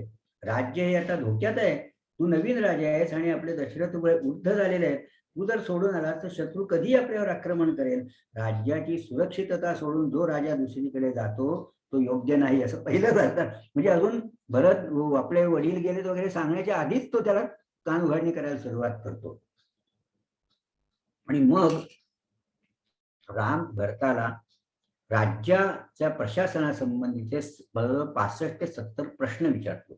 संस्कृतमध्ये प्रश्न विचारताना तू असं केलंस का, असं हो का नाही, असं जे असतात, म्हणजे इंग्लिशमध्ये ज्याला वेदर म्हणतो, whether you did this, whether you are doing this, तो वेदर जो शब्द आहे त्याला संस्कृतमध्ये कच्चित असं शब्द आहे. तर ते जे 70 प्रश्न आहेत त्या सगळ्याची सुरुवात कच्चितनी होते. म्हणून हा जो सर्ग आहे, हा जो अध्याय आहे त्याला कच्चित सर्ग असं म्हटलं जातं. हा कच्चित सर्ग हा म्हणजे प्रशासनाचे रामाने केलेलं मार्गदर्शन आहे भरताला. आणि त्यातले मी त्या 70 पैकी तुम्हाला थोडे प्रश्न, तुम्हाला फक्त प्रश्न आहेत म्हणजे ते आदेश आहेत एक प्रकारे, की तुला राज्य चांगलं करायचं असेल तर तुला हे सगळं पाळलं पाहिजे. त्यातले मी निवडक प्रश्न तुम्हाला सांगणार आहे, म्हणजे तुम्हाला कल्पना येईल की काय प्रतीचं त्याचं ते प्रशासन होतं. आणि तो म्हणतो की तू राज्यामध्ये पहिल्या आधी आपले सगळे क्षेम आहेत ना, वडील वगैरे क्षेम आहेत ना, म्हणजे वडील गेले ते त्याला माहितीच नाही अजून, ते सगळ्यांचा ऐका वगैरे विचारतो. मग ज्ञानी पुरोहितांचा सत्कार तू करतोस ना, जो विद्वानांचा सत्कार केला पाहिजे राजाने. नंतर नोकर चाकर, तो म्हणतो देवता पितर नोकर चाकर गुरुजन पिता समान आदरणीय वृद्ध वैद्य आणि ब्राह्मणांचा मान तू राखतोस ना, आणि त्यांना योग्य तो त्यांचा मान राखतोस ना. म्हणजे त्याच्यात नोकर चाकरचा पण उल्लेख आहे बघा. राम भरताला असं सांगतो, तुझ्या नोकर चाकरांचा सह तू मान राखतोस ना. किती महत्वाचं आहे. आज आपण पर्सनल पॉलिसी, HR पॉलिसी वगैरे म्हणतो, त्याच्यात सगळं त्या ह्याच्यात आहे. आता प्रत्येक ह्या प्रश्नाविषयी अर्धा तास बोलता येईल असं आहे. शास्त्र निपुण मंत्र शिरोमणी असे तुझा अमात्य, म्हणजे जो तुझा मिनिस्टर आहे, प्राईम मिनिस्टर, अमात्य, तो तुझा शास्त्र शिरोमणी म्हणजे सर्व शास्त्रांचा अभ्यास केलेला असा आहे ना. तुझे जे मंत्री आहेत, तुझे जे सेनापती आहेत, ते जितेंद्रिय कुलीन आणि बाह्य स्वरूपावरूनच मनातला भाव जाणणारे असे तुझे सगळे मंत्री आहेत ना. हा ते त्याला विचारतो. सेनापती आणि याच्याबद्दल पण आहेच त्याचं. तू अवेळी झोपत नाहीस ना, योग्य वेळी झोपतोस ना, इतक्या दैनंदिन गोष्टीबद्दल सुद्धा सांगतो. तुझी गुप्त मंत्रणा षटकर्णी होत नाही ना, म्हणजे तू जे गुप्त मंत्रणा करतोस, कॉन्फिडेन्शियल ज्या गोष्टी करतोस, त्या षटकर्णी म्हणजे उगाच गावभर होत नाहीत ना, त्याच्यात ते सिक्रेसी राहते ना, असं तो विचारतो. नंतर तुझी गुप्त मंत्रणा शत्रूपर्यंत पोचत नाही ना, म्हणतो तो शीघ्र गतीने काम, तो कॉस्ट बेनिफिट रेशो बद्दल बोलतो राम प्रोजेक्ट एस्कलेशन, आपला जे प्रोजेक्ट लांबतो त्याच्यामुळे कॉस्ट एस्कलेशन होते त्याच्याबद्दल सांगतो, प्रोजेक्ट मॅनेजमेंट बद्दल सांगतो. तो म्हणतो की तुझे सगळे प्रकल्प जे आहेत ते शीघ्र गतीने पूर्ण होतात ना, वेळेत पूर्ण होतात ना, तर तू ओव्हरशूट होतात ते तू बघ, त्याच्यामुळे तुझी कॉस्ट पण वाढते. नंतर त्याला विलंब होत नाही ना, नंतर ते प्रकल्प पूर्ण होईपर्यंत शत्रूला कळत नाहीत ना. नंतर तो म्हणतो की तुझा पुढचा कार्यक्रम आधीच बाहेर फुटत नाही ना. नंतर तुला आणि अमात्यांना दुसऱ्यांच्या गुप्त विचारांची माहिती वेळेत कळते ना. हेर यंत्रणेवरती खूप भर दिलेला आहे रामाने. की रामाने त्याला असं सांगितलंय की तू जे जे एकंदर आपल्या राज्यातली एकंदर 15 पदं हे 15 पोझिशन्स, मंत्री, अमुक, सेनापती, हे सगळे मंत्री आणि मोठे जे लोक आहेत ते, आणि शत्रूच्या राज्यातली 18 पदं, म्हणजे तिकड तिथला राजा पण ना, राजा त्याचा प्रधान वगैरे असेल, ह्या प्रत्येकाच्या मागे तुझे 3 हेर असले पाहिजेत. आणि त्या तिन्ही हेरांनी स्वतंत्रपणे आणि मग एकत्रितपणे तुला रिपोर्टिंग केलं पाहिजे. असं तू करतोस ना, तर तो बघा हेर यंत्रणेला किती महत्व देत आहेत श्रीराम. ते ते त्या हेर यंत्रणेचं झालं. तू 1000 मूर्खांच्या ऐवजी एकाच पंडिताला जवळ बाळगतोस ना, जो म्हणतो. नंतर तो रिक्रुटमेंट पॉलिसी बद्दल पण आहे. नंतर तो असं म्हणतो की तू बुद्धिमान, शूरवीर, चतुर आणि नीतिज्ञ असा एकच मंत्री असला तरी तो राजाला मोठी संपत्ती मिळवून देतो. तुझे मिनिस्टर्स कसे असायला पाहिजे त्या सगळ्याचं तुम्ही आजच्या काळाशी तुम्ही तुलना करून बघत राहा, म्हणजे तुम्हाला याचं महत्व कळेल. मुख्य काम, मध्यम काम आणि हलके काम करण्यासाठी तसतशा योग्यतेचे, right person at right place, आपल्या HR मधलं हे योग्य सूत्र जे आहे, योग्य व्यक्ती योग्य जागी ती तुझी फिट केलेली आहेस ना तू, असं तो विचारतो. तुझ्या राज्यात कोणी लाच घेत नाहीत ना, भ्रष्टाचार आणि करप्शन तेव्हाही आहे, राम म्हणतो लाच घेत नाहीत ना, आणि तुझे सगळे अधिकारी आणि जे सगळे मंत्री आहेत हे अत्यंत पवित्र आहेत ना, आणि त्यांना तशाच लोकांना तू अमात्य किंवा मंत्री म्हणून नियुक्त करतोस ना. तुझी प्रजा कडक शिक्षांमुळे मंत्र्यांचा तिरस्कार करत नाही ना, म्हणजे आपले जे न्याय यंत्रणा असते किंवा न्यायामागची जी सूत्र आहेत त्याच्यात शिक्षेच्या प्रमाणात शिक्षा पाहिजे, आपलं अपराधाच्या प्रमाणात शिक्षा पाहिजे ना, सेन्स ऑफ प्रपोर्शन पाहिजे. तो प्रपोर्शन तू बाळगतोस ना, सांभाळतोस ना, का नाहीतर मग ते राजाचा तिरस्कार करायला लागतील. फुसक्या करण्यासाठी खूप मोठी शिक्षा असेल, जी आता आपल्याला अनेकदा जाणवते, विशेषतः जे या रेव्हेन्यू त्याच्यात जे आहेत, म्हणजे कंपनी लॉ, इन्कम टॅक्स करतात, त्याला छोट्याशा गोष्टींसाठी प्रचंड शिक्षा सध्याच्या काळात आहेत आपल्या. नंतर विद्वान, धूर्त, विश्वासू नोकरांना, अशा नोकरांना जो फोडतो आणि जो कपट करतो अशा माणसाला तू योग्य वेळी मारून टाकत नाहीस ना, म्हणजे तिथे तो अपराधी आणि राजद्रोही त्यांना असं कुठे तयामाया त्याची दाखवायची नाही. तो कर्मदक्ष असा जो आहे अशालाच तू पुरुषाची तू सेनापती म्हणून निवड करतोस ना. नंतर तुझ्या प्रत्येक सैनिकाची तू त्याच्या शौर्याची परीक्षा घेतलेली आहेस ना, आणि त्याच्या निष्ठेची. सैनिकांचे पगार वेळेत देतोस ना, किती महत्वाचा प्रश्न आहे बघा. सैनिकांचे वेतन आणि भत्ते निश्चित वेळेला दिले जातात ना, आणि ते जर ते दिले गेले नाहीत तर ते राज्याविरुद्ध बंड करू शकतात. आपली समजूत काय आहे, रामराज्यात म्हणजे सगळं प्रेमळ, सगळेजण पुढे काय असं व्यवहाराशी काही संबंध नाही, पगार मिळाला तरी चालेल, नाही मिळाला तरी चालेल, आनंदात आहे, असं नव्हतं. जे सर्व आज सुद्धा ज्या माणसाची मानसिक प्रवृत्ती आहे तशीच त्या काळाच्या माणसाची होती, कारण शेवटी व्यवहार आहे ना, प्रत्येकाचं पोट भरलं पाहिजे. त्यामुळे पगार वेळेत देतोस ना, हे त्यांनी विचारलंय. आपल्याला वाटतं की सगळं गुडी गुडी असेल, तेव्हा असं नव्हतं. तर त्याने हे व्यावहारिक प्रश्न त्यांनी विचारले की सगळे वेळेत देतोस ना. सैनिक राजावर जर चिडले तर ते राजाला खूप भारी पडतं, जड जात असे नाहीलंय. नंतर तुझे मंत्री आणि अधिकारी तुझ्यावर प्रेम करतात ना, हा महत्वाचा मुद्दा आहे की तो प्रेम करणं महत्वाचं आहे. केवळ तुला धाक आहेत तुझ्या तसं नाही, तुझ्यावर ते प्रेम करत असले पाहिजेत.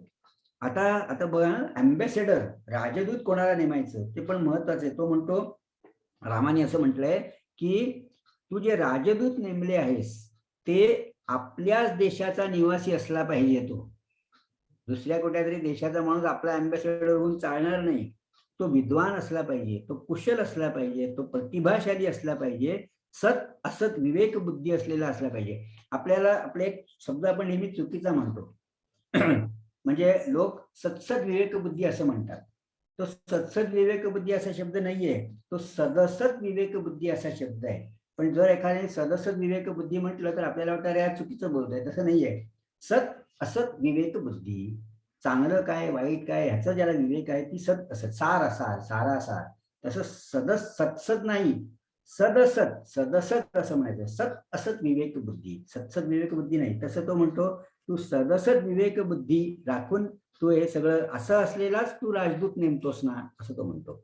नंतर शत्रू पक्षाच्या 18 आणि आपल्या पक्षाच्या 15 पदांची किंवा तीर्थांची 3 अज्ञात हेरांच्या थ्रू, गुप्तचरांच्या थ्रू माहिती घेतोस ना. तू नास्तिक ब्राह्मणांना तू जवळ करत नाहीस ना, म्हणजे एक धर्माचं ज्याला अधिष्ठान आहे असे लोक तुझ्या जवळ असले पाहिजेत. आपली जे लोक उगाच आगाऊपणा करतात, आपली तर्कबुद्धी लढवतात आणि धर्माची निंदा करतात, त्यांना तू जवळ करत नाहीस ना. सगळ्यात पुढचे प्रश्न आहेत ना, ते ईज ऑफ डुईंग बिझनेस आहेत, जे आजच्या काळातला जो मंत्र आहे ईज ऑफ डुईंग बिझनेस, म्हणजे तुम्हाला व्यापार उद्योग करायला सुविधा तुझ्याकडे राज्यात आहेत ना. तो असं म्हणतो की व्यापार उद्योग कृषी आणि व्यापार करणाऱ्या लोकांना सुविधाजनक परिस्थिती तुझ्या राज्यात आहे ना, आणि त्यांच्या अडचणींचं निवारण केलं जातं ना वेळच्या वेळी, कारण तेच राज्याला संपत्ती निर्माण करून देतात ह्याचं भान तुला आहे ना. पुढचा गमतीचा प्रश्न आहे, तो म्हणतो तुझ्या राज्यात सगळ्या स्त्रिया सुरक्षित आहेत ना, तू स्त्रियांवर तुझ्या प्रेम करतोस ना. आणि मग शेवटी असं विचारतो, तू जरी तुझ्या स्त्रियांवरती म्हणजे तुझ्या स्त्रीवरती पत्नीवरती प्रेम करत असला तरी देखील राज्याच्या गोपनीय गोष्टी कधीही स्त्रियांना सांगायच्या नाही, असं तू पुढे सांगतो.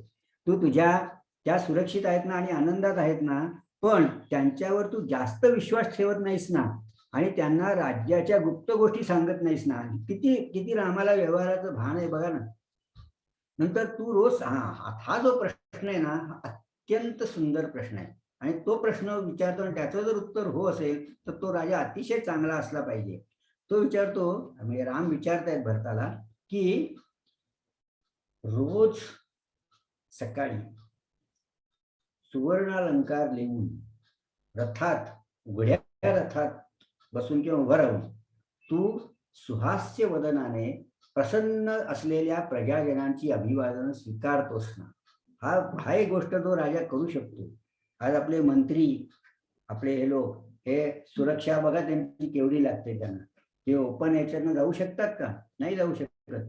कुठल्याच देशाचा असा मंत्री किंवा पंतप्रधान असं करू शकत नाही. आज अशी परिस्थिती आलेली आहे, कारण हे कलियुग आहे.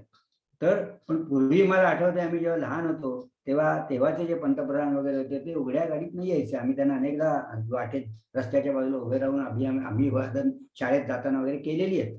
पण काळ बदललेला आहे. हा काळ बदलला आहे, याचं आपण भान ठेवलं पाहिजे. पण त्याच्यामागचं रहस्य लक्षात घ्या, त्याच्यामागची भूमिका लक्षात घ्या. नंतर असं बऱ्याच गोष्टी त्यांनी सांगितल्या आहेत. पर्यावरणाचं महत्व आहे ना, तू आर्थिक बाबतीत तुझा विचार नीट आहे ना. नंतर चोरी करताना पकडलेल्या किंवा अमक्या माणसाला तू योग्य वेळी ती शिक्षा करतोस ना. न्यायालयात निष्पक्षपातीपणे न्याय होतो ना. तुझे लाच घेऊन वगैरे न्यायाधीश तुझे निकाल देत नाहीत ना. इतकं तो विचारतो, इतकं रामाने त्याला सगळं विचारलेलं. आणि मग शेवटी तो म्हणतो की जर एखाद्या निरपराध माणसाला जर शिक्षा झाली तर त्याच्या डोळ्यातनं जे अश्रू येतात ते सबंध राजवंशाचा नाश करू शकतात, हे लक्षात ठेव. म्हणजे जो निरागस आहे, जो निरपराधी आहे, त्याला कुठल्याही परिस्थितीत शिक्षा होता का, म्हणजे हे किती प्रभावीपणे त्याने सांगितलं की त्याचे अश्रू हे सबंध राजवंशाचा नाश करू शकतात. नंतर तू धर्माने अर्थाला आणि अर्थाने धर्माला हानी पोचवत नाहीस ना. हे खूप धार्मिकपणा करायचा, पण आर्थिक बाबतीत आनंद किंवा आर्थिक बाबतीकडे एवढं लक्ष द्यायचं की धर्माकडे दुर्लक्ष, असं तुझं होत नाही ना. नंतर राजाचे एकंदर त्याने 14 दोष सांगितले, ते सगळे त्याच्यात वर्णन आहे. म्हणजे हे जे हा जो कच्चित सर्ग आहे ना, हा अतिशय सुंदर आहे. आणि मग शेवटचा जो संवाद आहे ना, तो अत्यंत उदात्त आणि करुण आहे. राम शेवटी त्यांना विचारतात भरताला, अरे एवढं सगळं तुला मी सांगितलं, हे तुला पटलंय ना, तुला समजलंय का नाही. तर भरत म्हणतो, कशाला तू मला हे सगळं सांगितलं, मला राजा व्हायचंच नाहीये ना मुळात. मी तुला न्यायला आलोय इथे, न्यायला आलोय, तर तुला मला राजा व्हायचं नाही, तू हे कशाला सांगतोयस. तर म्हणजे हा संवाद बघा आता, त्यागाचा आणि प्रेमाचा किती परमोच्च बिंदू त्याच्यात आहे. आणि भरत म्हणतो ते तू मला काही सांगू नको, मी तुला घेऊन जायला. मग आपल्याला काय शाळेत शिकवलेलं असतं की तो रामाच्या पादुका घेऊन आला. नाही, रामाच्या पादुका नाही आणल्या त्याने. राम कसा फिरणार मग जंगलात. त्याने स्वतःच्या पादुकांमध्ये रामाला सांगितलं तू पाय ठेव, आणि मग त्या पादुका त्याने डोक्यावर घेऊन तो आला. बरं, ते पुढचा भाग झाला. पण तो म्हणतो तू ये, तू नाही आला तर मी इथे राहील. तो म्हणतो असं कसं तू इथे राहणार, तू जर कर्तव्य कैकेचं वर आहेत ना, तर आपल्या राजा वडिलांची आज्ञा काय आहे, तू राजा बाबासी आहे, तू इथे बसून कसं चालेल, असं राम त्याची कानउघाडणी करतात. पण भरत म्हणतो नाही, मी सोडून जाणार नाही. मग आम्ही 10 मिनिटात संपवतो. मला 6:30 पर्यंत बोलता येईल असं मी धरतोय. रवींद्रजी, राज्य नकोच आहे.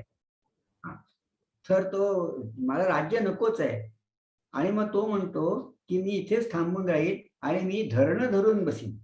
आणि कसं धरणं धरून बसीन, किती काव्यमय लिहिलंय बघा, की ज्याप्रमाणे एखाद्या सावकाराने जप्ती घरावर आणून त्या घरातल्या माणसाला बाहेर काढल्यावर तो माणूस ज्या केविलवाणेपणाने आपल्या घराकडे बघत राहील, त्या केविलवाणेपणाने मी रात्रभर किंवा तू येईपर्यंत, मी तू हो म्हणेपर्यंत मी ते धरणं धरून तुझ्या आश्रमाच्या समोर बसेल, असं भरत म्हणतो. तेव्हा राम त्याला अशी कानउघाडणी करतात त्याची, की हे धरणं धरून संप करून आणि अशा ज्या असतात, या तू एकदा राजा म्हणून जे एकदा क्षत्रिय म्हणून हे केल्यावर या याचना वगैरे तुला करण्याचा अधिकार नाहीये. तुझे राजा आणि क्षत्रिय म्हणून मिळवायचे, तू पराक्रम करून मिळवायचंय. तू असे पायाशी पडून वगैरे असं मिळण्याचा क्षत्रियाला अधिकारच नाहीये. इतकं तो त्याचं म्हणजे हा जो संवाद आहे ना, तो शेवटी ते जेव्हा पिंडदान वगैरे करायची वेळ येते, कारण वडील गेलेले कळतात, त्यात जाबाली आपल्या मनात जे जे प्रश्न येतात ना, ते सगळे त्या रामायणात ते प्रश्न निर्माण झालेले आहेत, हे लक्षात घ्या तुम्ही. म्हणजे आपल्या मनात ते रामाच्या बद्दलची चर्चा करताना त्या जाबाली म्हणतात, अरे राम तू काय एडपटपणा करतोयस रामा, हे असे हे पिंडदान करून तर आपल्या स्वर्गातल्या पितरांना जर हे मिळत असेल, तर मग आपले जे लोक आपल्या बाहेरगावी जात आहेत, तर त्यांना आपण इथे बसून खायचं, मग तो पुण्याला गेलेल्या माणसाचं आपण पोट भरेल आपोआप, असं जाबाली सांगतात. म्हणजे तो म्हणतो की पिंडदान वगैरे सगळं भंकस म्हणजे भंपकपण आहे. त्यामुळे तू असं इथे खाऊन इथे नैवेद्य दाखवून स्वर्गातल्या पितरांना कसं मिळणार, असं ते विचारतात. म्हणजे इतकं इतकं तर्कशुद्ध तेव्हाचा विचार आहे त्यावेळेचा सुद्धा. म्हणजे जे दोन्ही विचार या रामायणात तेथे चर्चा झालेली आहे. नंतर मग भरत सांगतो, मला राजा होण्याची इच्छाच नसल्यामुळे तू जे काही सांगतोयस त्याच्याशी मला काही देणं घेणं नाहीये, तू आपला ये वेळच्या परत. आणि मग तो तेव्हा रामाने शेवटी त्याला समजावलेलं आहे की जाबाली रामाला असं विचारतात, बघा किती संवाद बुद्धिमान आणि चांगला आहे. रामाला ते म्हणतात, अरे रामा, तुला दशरथाने वरदान काय दिलेलं आहे, वचन काय दिलेलं आहे, की तुला वनात पाठवायचं आणि भरताला राजा करायचं, बरोबर. तो पहिलं फक्त म्हणतो भरताला राजा करायचं, एवढं आहे ना, भरताला राज्य द्यायचंय. आता भरताला तू दिलंस राज्य, आता भरत जर तुला ते परत देतोय तर मग तुझं बिघडलं कुठे. तर मग आता तुझं खूप बरोबर कंप्लायन्स म्हणतात तो झालेला आहे ना, त्यांनी जो सांगितलंय की भरताला राजा करते, कंप्लायन्स झालाय, त्याचा परिपूर्णता झाली अटीची. तेव्हा राम म्हणतो असं नाहीये, कैकेयीने 2 वर मागितले आहेत, भरताला राजा करायचे आणि मला वनात, तर मला हे दोन्ही भाग आहेत त्यातले, ते दोन्ही मी माझं पाळणार आहे.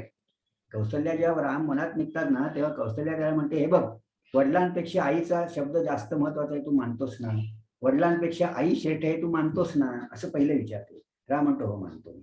मग ती म्हणते, तुला दशरथाने तुझ्या पित्याने जर वनात जायला सांगितलंय, पण मी आई आहे, मी म्हणते तू नाही जायचं वनात, मग तुला माझं ऐकलं पाहिजे. आता बघा किती बरोबर युक्तिवाद केलेला आहे. पण रामाचा जो प्रतिज्ञा आहे ना, ती अशी डळमळीत नाही हो आपल्यासाठी. आपण लगेच पळवाट काढून आपल्या प्रतिज्ञेपासून मागे येतो, तसं नाहीये. रामाने शब्द दिलाय, तो म्हणतो, अगं मी जर वनात जाऊ हे दशरथाचं नाहीये इच्छा, ही कैकेयीची इच्छा, आणि कैकेयी माझी आईच आहे ना, तर कैकेयी मातेची ती आहे, त्याच्यामुळे ती पाळतोय मी. त्याच्यामुळे तू असं नको समजूस की मी वडिलांच्या पेक्षा म्हणजे आईच्या याच्यापेक्षा वडिलांच्या इच्छेला मान देतो. वडिलांची इच्छा नाहीच आहे, कोण म्हणते वडिलांची इच्छा आहे, मी इथेच राहावं अशी त्यांची इच्छा आहे ना. पण कैकेयी माझी माता आहे, तिला मी केलंय. भरताला तो शपथ घालतो, कैकेयी बद्दल तू चकार शब्द सुद्धा जरी वाईट वागला, ओरडला, बोलला तर याद राख म्हणून तो त्याला सांगतो. नंतर जेव्हा ते धर्म न्याय नीतीचे किती कल्पना त्यांच्या ह्या आहेत की जेव्हा भरत येतो परत आणि जेव्हा राम वनात गेले ते कळल्यावर, वनात जाणं हे केवढा मोठं प्रायश्चित्त किंवा शिक्षा असते, तर असं त्याचं होतं. तेव्हा भरत म्हणतो, राम वनात गेलं, असा कुठला मोठ्याने अपराध केलाय. आणि मग तो जवळजवळ 40 कुठले कुठले अपराध असतात मोठे की ज्याची शिक्षा म्हणून वनात जायला लागतं, ते वर्णन करतो अप्रत्यक्षपणे. हे सगळे प्रशासनाचे आणि सद्वर्तनाचे नियम आहे. असं बघा, म्हणजे जेव्हा शूर्पणखा रावणाला राज्य कसं चालवायचं याचा उपदेश करते, मग ती म्हणते की मला रामाने माझी विटंबना केली, स्त्रियांना असुरक्षित असलेलं तुझं राज्य आहे, काय उपयोग आहे, आणि म्हणून ती राज्य कसं चालवायचं शूर्पणखा रावणाला उपदेश करते. असे सगळे ते आहेत. म्हणून म्हटलं रामायणामध्ये प्रशासनाबद्दलचे एवढे नियम आहेत. तर तो त्याच्यात भरत एक प्रश्न विचारतो की तुला रामाने प्रजेकडनं कर गोळा करून प्रजेला त्याच्या पर्यायात चांगलं काहीतरी नाही दिलं, असा अपराध त्याने केला का. आजच्या काळात तुम्ही त्याचा विचार करा, आपले जे राज्यकर्ते आहेत की ते आपल्याकडनं टॅक्स घेतात आणि आपल्याला काय मिळतं याचा तुम्ही पण एकदा विचार करा. आणि तो हा एवढा मोठा अपराध आहे की त्याच्यासाठी वनात जायला लागतं असं भरत अप्रत्यक्षपणे सूचित करत असतो. तर इतकं या रामायणामध्ये खूप खूप खूप अशी जी सुवर्ण म्हणजे याचे विचार आहेत. आणि म्हणून ते आपल्याला लक्षात ठेवलं पाहिजे की कारण वेळेची मर्यादा आहे, ती शिस्त रामाने सांगितलेली शिस्त आहे, ती मला वेळेची शिस्त पाळली पाहिजे. आता मी 5 मिनिटं माझ्याकडे आहेत, त्याच्यामुळे मी अत्यंत महत्वाचं असं काही माझ्याकडनं राहिलंय का तेवढं बघतो. भरत तुम्ही त्या पादुका स्वतःच्याच पादुका घेऊन आलेला आहे. आणि ही रामाची कृपा आहे की की सगळ्यांना ते आवडतं, ही रामाची कृपा आहे असं मी मानतो. आणि आपण अधिक विषय मला वेळ दिल्याबद्दल पुन्हा रवींद्रजींचे आणि अपर्णाताईंचे आभार मानतो. आणि आपण पुढे आणि मी जे सांगतोय ते खरं सांगतोय बरं का, सत्य सांगतोय. होय तर होय म्हणजे तुम्ही आपल्या मनाचं काही सांगताय का असं नाहीये. तर असं वाल्मिकी रामायणात आहे म्हणून तर वाल्मिकी रामायण हे लोकांपर्यंत मुलांपर्यंत पोहोचलं पाहिजे. त्याच्या मागची भूमिका ही आहे. मग निरनिराळ्या राक्षसांचं वर्णन आहे आणि इतकं त्या हनुमान वगैरे या सगळ्याचं वर्णन आहे की त्याच्यात म्हणजे आता मी काही काही महत्वाच्या छोट्या छोट्या ज्या गोष्टी आहेत त्या तुम्हाला सांगतो. की हनुमंताची गोष्ट अशी आहे की त्याला आपल्या डोळ्यासमोर आहे की तो सूर्यबिंब धरायला गेला आणि मग त्याला असं असं झालं, इंद्राने केलं, ते सगळं बरोबर आहे. परंतु तो वायूचा पुत्र आहे आणि त्याला ते सूर्यबिंब दिसलं आणि मग तो त्याच्याकडे जायला लागला. तो जायला लागला पण ते सूर्याची ते त्याला सहन होणार नाही म्हणून वायूने त्याच्यावरती असं आवरण घातलं होतं, कव्हर केलं होतं, त्याला शीतलता मिळावी म्हणून तो गेला सूर्यापर्यंत आणि सूर्याला धरलं त्याने.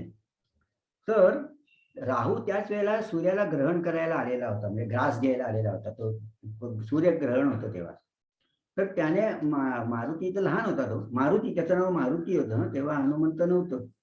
मारुतीने असं ते हात धरला होता त्याला आणि पकडायला उभा होता सूर्याला. तेवढ्यात त्या राहूने त्याला जो सूर्याकडे गेला ना, तर मारुतीने त्याला तो हात लागला होता एवढा घट्ट धरला की राहूचीच पार पाचावर धारण बसली आणि राहू घाबरला आणि तो इंद्राकडे गेला आणि म्हणाला, काय मला सूर्याला गिळायचा आज माझा हक्क आहे, अधिकार आहे, तो तुम्ही दुसरा कोणीतरी राहू निर्माण केला ठीक आहे, माझ्याहून दुसरा, कारण माझा जो अधिकार आहे तो दुसऱ्याला दिला ठीक आहे. इंद्र म्हणाला, नाही असं काही आम्ही केलेलं नाहीये, जा तू सूर्याचा ग्रहण कर. तर तो म्हणा, नाही आत्ता चला बघा मी दाखवतो तुम्हाला. तेव्हा सूर्याच्या बरोबर आनंदात बसून मारुती गप्पा मारत होता आणि सूर्य त्याला ज्ञान देत होता. हे झाल्यावर तो मला हाच तो आहे. मग इंद्राने काय केलं, अरे नाही रे बाबा, हा वायूचा पुत्र आहे, हा कशाला तुला त्रास देईल. तेव्हा नाही, तू आधी त्याला शिक्षा कर, त्याला इथनं हुसकावून लाव. म्हणून इंद्राने ते वज्र त्याच्यावरती मारलं, म्हणजे हनुमंताला लागलं आणि त्याची हनुमंती सुजली म्हणून त्याला हनुमान म्हणायला लागले. तेव्हा त्याचं नाव हनुमान पडलं. कळलं. मग तो वायूला राग आला आणि मग तो वायू त्या म्हणजे पवन तो मारुतीला घेऊन गेला आणि एका गुहेत लपून बसला आणि त्याने संप केला, चक्क स्ट्राईक वरती गेला वायू. मग आता तुम्ही लक्षात घ्या, हवा चालणंच बंद झालं तर काय होईल आपली अवस्था, ते तुम्ही आता मनात विचार करा. काहीच धड होईना, संबंध सगळेजण बेजार झाले, पूर्णपणे भयभीत झाले. पोटात वेळेला अन्न सुद्धा खाली सरकेना, काही वायूच नाही ना, पूर्ण संचारच बंद झाला. मग सगळे देव त्याला शोधायला त्या गुहेत गेले, जो कुठे होता तिथे. आणि मग त्यांनी सांगितलं, हे बघा तुमच्या इंद्राने मला असं केलेलं आहे. तर म्हणून मग त्यांनी त्या मारुतीला पुन्हा चैतन्य दिलं आणि सगळ्यांनी त्याला प्रचंड वरदान दिली, मोठमोठी वरदान दिली. तुला नागांपासून भय नाही, तुला राक्षसांपासून भय नाही, तुला याच्यापासून, तुला यमदंडापासून भय नाही वगैरे, अशी सगळी वरदानं दिली. त्यात तुझ्यासारखा बुद्धिमान दुसरा कोणी होणार नाही, तुझ्यासारखा, हे सगळी दिली. त्याचं पुढे वर्णन असं आहे की हे साऱ्यामुळे मारुती थोडासा शेफारला, मस्ती जास्त करायला लागला आणि तो तिथे जे सगळे ऋषी मुनी किंवा हे जे यज्ञ वगैरे करायचे किंवा पूजा, त्यांना तो त्रास द्यायला लागला. राक्षस जसा त्रास देतात तसा नाही, पण त्यांच्या खोड्या काढ, त्यांच्या यज्ञामध्ये विघ्न आण, असं तो काही काही करायला लागला. तेव्हा भृगू आणि अंगिरा वंशातल्या ऋषींनी त्याला एक शाप दिला. त्यांनी असं सांगितलं की तू त्याला शाप देऊन ते मारू शकत नव्हते, कारण आता त्याला सगळ्या परमेश्वर देवांची एवढी वरदानं होती. त्यांनी असं सांगितलं की तू जी मस्ती दंगामस्ती करून लोकांना त्रास देतेस ना, तुझी सामर्थ्य आहे ते प्रचंड आहे, तुझ्या एवढा सामर्थ्याने दुसरा कोणी नाही, तुझ्या एवढा बुद्धिमान दुसरा कोणी नाही, हे सगळं आम्ही मान्य करतो. पण तुला आम्ही असा शाप देतो की तुला कोणीतरी आठवण केल्याविना तू ही शक्ती वापरू शकणार नाहीस, असा शाप त्या मारुतीला दिला. आणि म्हणून जेव्हा लंकेला जायचं होतं उडून ना, तेव्हा अंगद, नील वगैरे सगळेजण ना आपली शक्ती किती आहे ते सांगत होते. मी 100 मैल जाऊ शकतो, मी 200 मैल जाऊ शकतो, मी 10 मैल जाऊ शकतो, मी जाऊ शकतो पूर्ण लंकेपर्यंत, पण परत येऊ शकत नाही, असे सगळे एकदम आपापली वर्णनं करत होते. तेव्हा मारुती इकडे तिकडे वरून टाइमपास करत होता, त्याला याच्यात काहीच रस नव्हता. मग ते जांबुवंताला माहिती होतं की हा त्याला शाप आहे, म्हणून तो जांबुवंत त्याला मारुतीला सांगतो, अरे बाबा तू लंकेत जाऊन येशील तर तुलाच फक्त ते सामर्थ्य आहे, त्याची आठवण करून दिली तेव्हा तो मारुती जातो. म्हणजे हे खूप गमतीदार प्रसंग त्याच्यात आहेत, पण त्या प्रत्येकाचं त्यांनी तार्किक त्याची संगती लावलेली आहे आणि ते महत्वाचा मुद्दा त्याच्यात. जे प्रश्न आपल्या मनात निर्माण होतात ते त्यावेळी झालेले आहेत, म्हणजे निर्माण झालेले आहेत लोकांनी, आणि ते मग त्यांनी तो सेतू बांधला वगैरे हे कथा आहे. अशा अनेक कथा ज्या आपल्याला म्हणजे वेगवेगळ्या व्हॉट्सअप आणि याच्यात म्हणजे विचित्र कथा येतात, तसं काही इथे नाहीये. याच्यात जे काही घडलंय ते आता अहल्याचं झालं, या कित्येक ऋषींकडे ते गेले आणि त्या ऋषींनी त्यांना कसं दिलं, तर एकदा ऋषी मुनी राम तिथे असताना त्याच्याकडे संरक्षण मागायला आले. म्हणाले, रामा आम्हाला सगळे राक्षस वगैरे त्रास देत आहेत आणि आमचे प्राण वाचवतो. तर रामाचं म्हणणं जे काय ना ते तुम्ही ऐका, की राजाचं कर्तव्य दक्षता म्हणजे किती. तो म्हणाला, तुम्ही माझ्याकडे तुमचं संरक्षण करण्यासाठी माझ्याकडे म्हणजे विनंती घेऊन आलाय, ही माझ्या दृष्टीने शर्मेची माझ्यासाठीची गोष्ट आहे. राजा म्हणून माझं कर्तव्य आहे की मी तुमचं रक्षण केलं पाहिजे. तुम्हाला ते तुम्हाला माझ्याकडे ते मागायची वेळ आली, हे माझा धिक्कार असो, असं राम म्हणतो. म्हणजे तो कर्तव्याच्या बाबतीत किती दक्ष आहे ते बघा, की तुमचं संरक्षण करणं हे तुम्ही माझ्याकडे मागायची गरज नाहीये, मी देणं लागतो तुमचं, की तुमचं कल्याण केलं पाहिजे, तुमचं संरक्षण तुमचं केलं पाहिजे. अशा तऱ्हेचे विचार या वाल्मिकी रामायणात आहेत. त्याच्यानंतर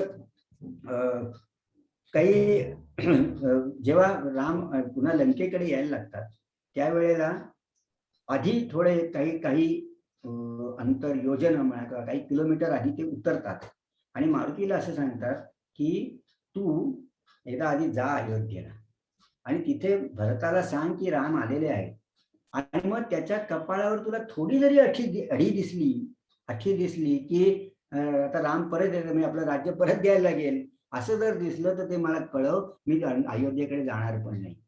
बघा किती किती ते त्याला सेन्सिटिव्ह म्हणतात लोक, संवेदनशील आहेत की आपण आलोय. ते सगळं बरोबर आहे, भारताचं आपल्यावर प्रेम आहे, पण आज 14 वर्ष तो राजा झालेला आहे ना, त्या राजाचा त्याला राज्याचा मोह होणार आहे. हा जर मोह झालाय आणि मी आल्यावर जर तुम्हाला द्यायला तिची मनातनं तयारी नसेल तर मी ते घेण्यात काही अर्थ नाहीये, मग मी येतच नाही तिकडे, कारण गेलं की भांडण होणार, युद्ध होणार, हे नको आहे ना. म्हणून राम म्हणतो तू मला हे कळव आणि मी येणारच नाही. अशी काही वर्णन त्याच्यात, असे काही प्रसंग त्याच्यात आहेत. नंतर सीता रामाला असं सांगते की तू म्हणजे जेव्हा मारीच येतो ना, त्या मारीच हा म्हणजे जो हरिण येतं ते मारीच आहे हे कळलेलं आहे रावणाला,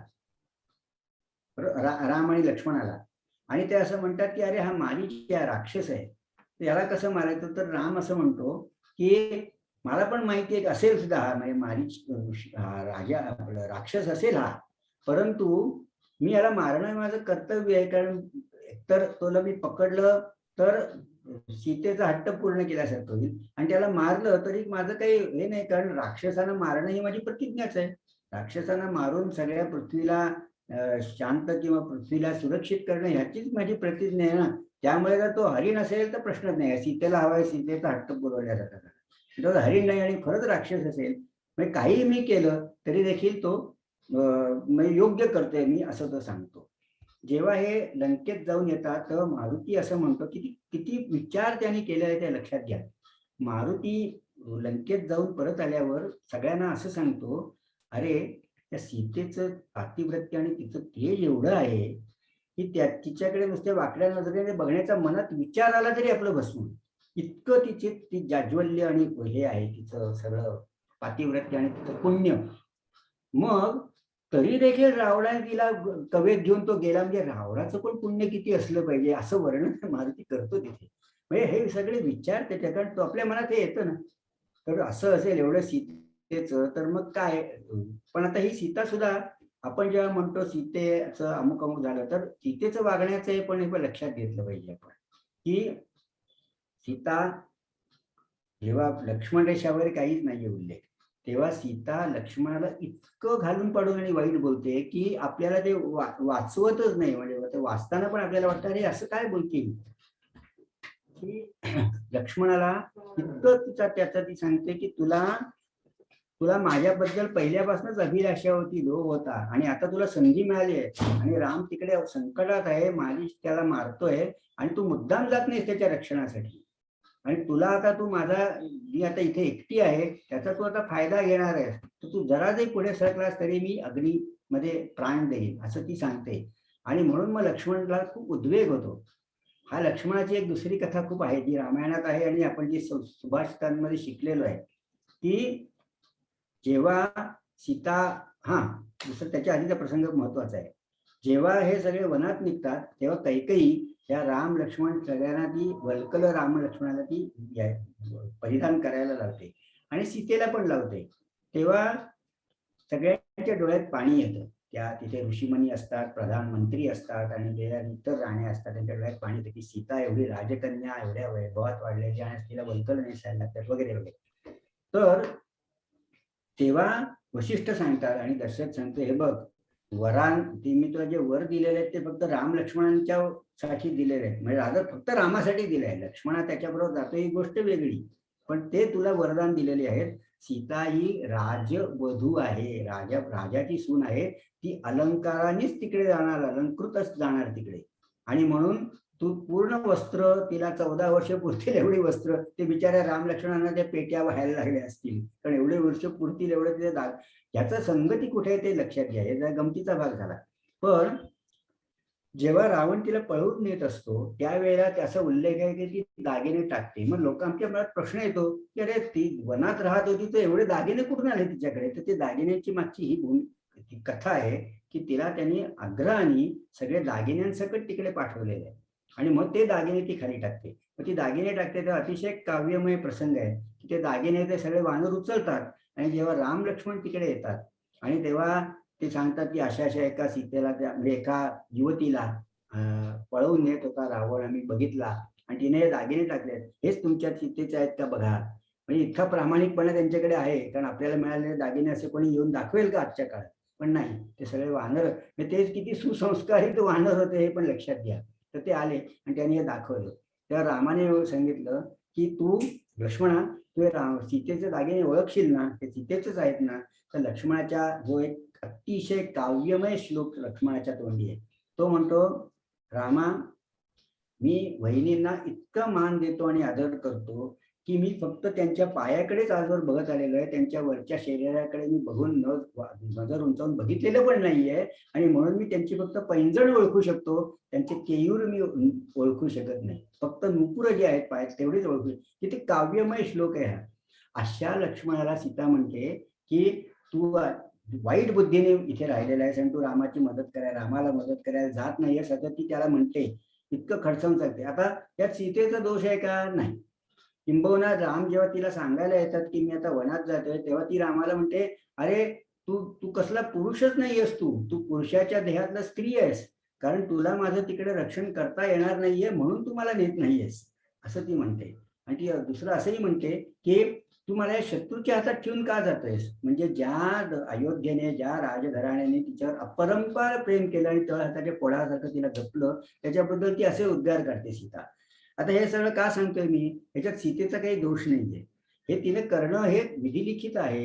हे सगळं ज्याला म्हणतात ते ऋषिकुळांची योजना आहे. कारण तसं नसतं झालं तर पुढचं सगळं घडलंच नसतं. जर लक्ष्मण तिथेच राहिला असता आणि राम हळूहळू सावकाश परत आला असता तर मग ते कशाला रावणाचं आणि मग अपहरण झालं असतं. म्हणजे याच्यात सीतेचा दोष नाही, परंतु जर तुम्ही प्रत्यक्ष कथा म्हणून वाचायला लागलात तर मग हे सीतेचं वागण्याचं पण आपल्याला दखल घ्यायला पाहिजे. ती दखल येते. याच्यात सीतेचा जरी दोष नसला तरी देखील जेव्हा आपण काही काही मूल्यमापन करतो कुठल्याही गोष्टीचं तेव्हा हे बघितलं पाहिजे की तिला मग ते एवढा हट्ट करून, मुळात हट्ट करून मनात गेलीच कशाला. आता तुम्ही असं बघा ना, तुम्ही आत्तापर्यंत याच्यात विचार केला तर एवढं हट्ट करून मनात द्यायची काही गरज होती का. तिकडे गेल्यावर लक्ष्मणाला असं बोलायची काही गरज होती का. असे सगळे मग या सगळ्या ह्या वाद मी घालत नाहीये, म्हणजे वस्तुस्थिती या रामायणातली आहे ती लक्षात घ्या तुम्ही. मग तिथे तेव्हा ती सीता असं वर्णन आहे की सीता रावणाशी कधी मान वर करून बोलत नाही. उलट दरवेळी रावणाचा संवाद असताना ती एक गवताची काडी नेहमी मध्ये ठेवायची त्याच्यातनं दोन अर्थ होतात. एक म्हणजे तो दर्भ आहे तो अत्यंत तेजस्वी असेल, तो मंत्रित असेल कदाचित, आणि तो त्याला ती जर ओलांडून आला रावण तर कदाचित त्याला भस्म होणार असेल, असं कदाचित असेल. रावणाला शाप होता की तू जर परस्त्रीला स्पर्श केलास तर तुझ्या शरीराच्या आपल्या मस्तकाची 100 शकलं होती. असे सगळे त्याच्यात हे आहेत, म्हणजे शाप आणि याचं सगळ्याचं वर्णन त्याच्यात आहे. पण ते सगळं 7व्या कांडात आहे, म्हणजे मूळ वाल्मिकी रामायणात त्याचा नाहीये उल्लेख. की जेव्हा राक्षस कुळाचा आपण बघतो तेव्हा आहे. हा रावण कसा झाला नाव, तर हे जेव्हा रावण उन्मत्त झाला, त्याला सगळी वरदानं मिळाली ब्रह्मदेवाने, त्यांनी जे सगळ्यांची तपस्या तिघांनी केली होती, त्याला वरदान मिळाल्यावर तो सगळ्यांना त्रास देत सुटला होता. आणि शंकर आणि पार्वती जेव्हा कैलासावर होते तेव्हा त्याने तो शंकराला तो बोलवत होता, पण शंकराला तिकडे वरती जायची परवानगी नव्हती. आणि ह्याला कुबेराच्या त्या विमानातनं तो आला होता, ते विमान पण वर जाईना, कारण ते तिथे त्याची त्या विमानाची पॉवर तेवढी चालत नव्हती. तर तो चिडला आणि त्याने तो जो शंकर जो होता, म्हणजे हिमालयाच्या ज्याच्यात, त्याला असं खाली हात घातला आणि जोर जोरात हलवायला लागला. तो हलवायला लागल्यावर शंकराने फक्त आपल्या पायाच्या अंगठ्याने त्याला दाबून टाकलं आणि तो पर्वत खाली बसला आणि त्यात रावणाचा हात खाली सापडला आणि तो ठणाणा करायला लागला. आणि तो ज्याला रावण म्हणजे ओरडणे, ठणाणा करणे याला म्हणतात. तर तो जोरात ओरडायला लागला म्हणून त्याचं नाव रावण असं पडलेलं आहे, असं असा उल्लेख आहे त्याच्यात. तर असं हे रामाचं चरित्र आहे. याच्यात आपण जितके जाऊ पुढे त्याला अंत नाहीये असं म्हणून आहे. कारण का, तर ते शतकोटी प्रविस्तरम, रामाचं चरित्र रामरक्षेत म्हटलंय शतकोटी प्रविस्तरम. एकदा तिघांमध्ये वाद झाला, देवांमध्ये राक्षस आणि मानव, तिघांमध्ये वाद असा झाला की राक्षस म्हणाले, देव म्हणाले की अरे राम देव होता ना, म्हणजे रामायण हे देवांचं आहे. तर राक्षस म्हणाले अरे काय वेडेपणा करतोस, मुख्य वर्णन सगळं रावण आणि त्याने कसं हे केलं ते आहे, आणि दशानन वध असं त्याचं नाव आहे, त्यामुळे रामायण हे राक्षसांचं आहे. मानव म्हणाले तुम्ही दोघे चुकीचे आहात, राम हा मानव आहे, त्याने स्वतः सांगितलं मी मानव आहे म्हणून, त्यामुळे ते मानवांचं आहे. म्हणजे सगळं भांडण सोडवायला ते महादेवाकडे गेले. तर महादेवाने त्यांना सांगितलंय बघा, तुम्ही तिघेही म्हणताय त्याच्यात तथ्य आहे, मी तुम्हाला ना ते 100 कोटी जे श्लोक आहेत ना ते तुम्हाला प्रत्येकाला वाटून देतो सारखे, 33,33,333 सगळे श्लोक वाटले. मग एकच श्लोक उरला. मग तो म्हणाला आता एका श्लोकात 32 हे असतात, मी तुम्हाला सांगितलं ना 32 असतात, तरी 32 अक्षर होती, तर पुन्हा 10 वाटून दिली. मला 2 अक्षर मी माझ्यासाठी ठेवली तर चालतील का? त्या सगळे म्हणाले अहो तुम्ही इतकं छान वाटून दिलेलं सगळ्यांना समान, मग तुम्ही 2 अक्षर ठेवा ना, आम्हाला काय फरक पडतो. शंकराने राम ही 2 अक्षर स्वतःकडे ठेवली, असं त्याचा उल्लेख आहे किंवा वर्णन आहे. तेव्हा राम, महादेव म्हणजे हे सगळे जे होते एकमेक, ते देव ही संकल्पनाच खूप वेगळी आहे. पण याला आता आपल्याला कुठेतरी आवर घातला पाहिजे कथनाला.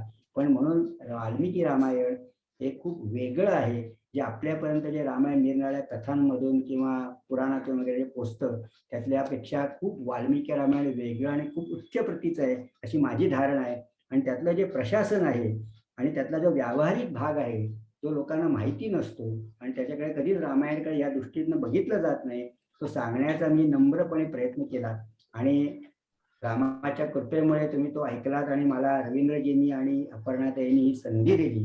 दिलासा आपला जो आहे, हा दिलासा जो तुमचा जो ज्येष्ठ नागरिक संघ आहे, ज्येष्ठ नागरिक, त्याला मी शुभेच्छा देतो. सगळ्या ज्येष्ठांना पुन्हा अभिवादन करतो. या सगळ्यांना रामाच्या कृपेमुळे उत्तम आरोग्य, दीर्घ आयुष्य आणि सुखी समाधानी आयुष्य लाभावं अशी ही रामाकडे प्रार्थना करतो. मी माझे कथन त्याला विराम देतो. धन्यवाद आणि जय हिंद. नमस्कार. आपण अपर्णाताईंना कार्यक्रमाची सांगता करण्याचं विनंती करूया. अपर्णाताई, अपर्णा चिटणीस.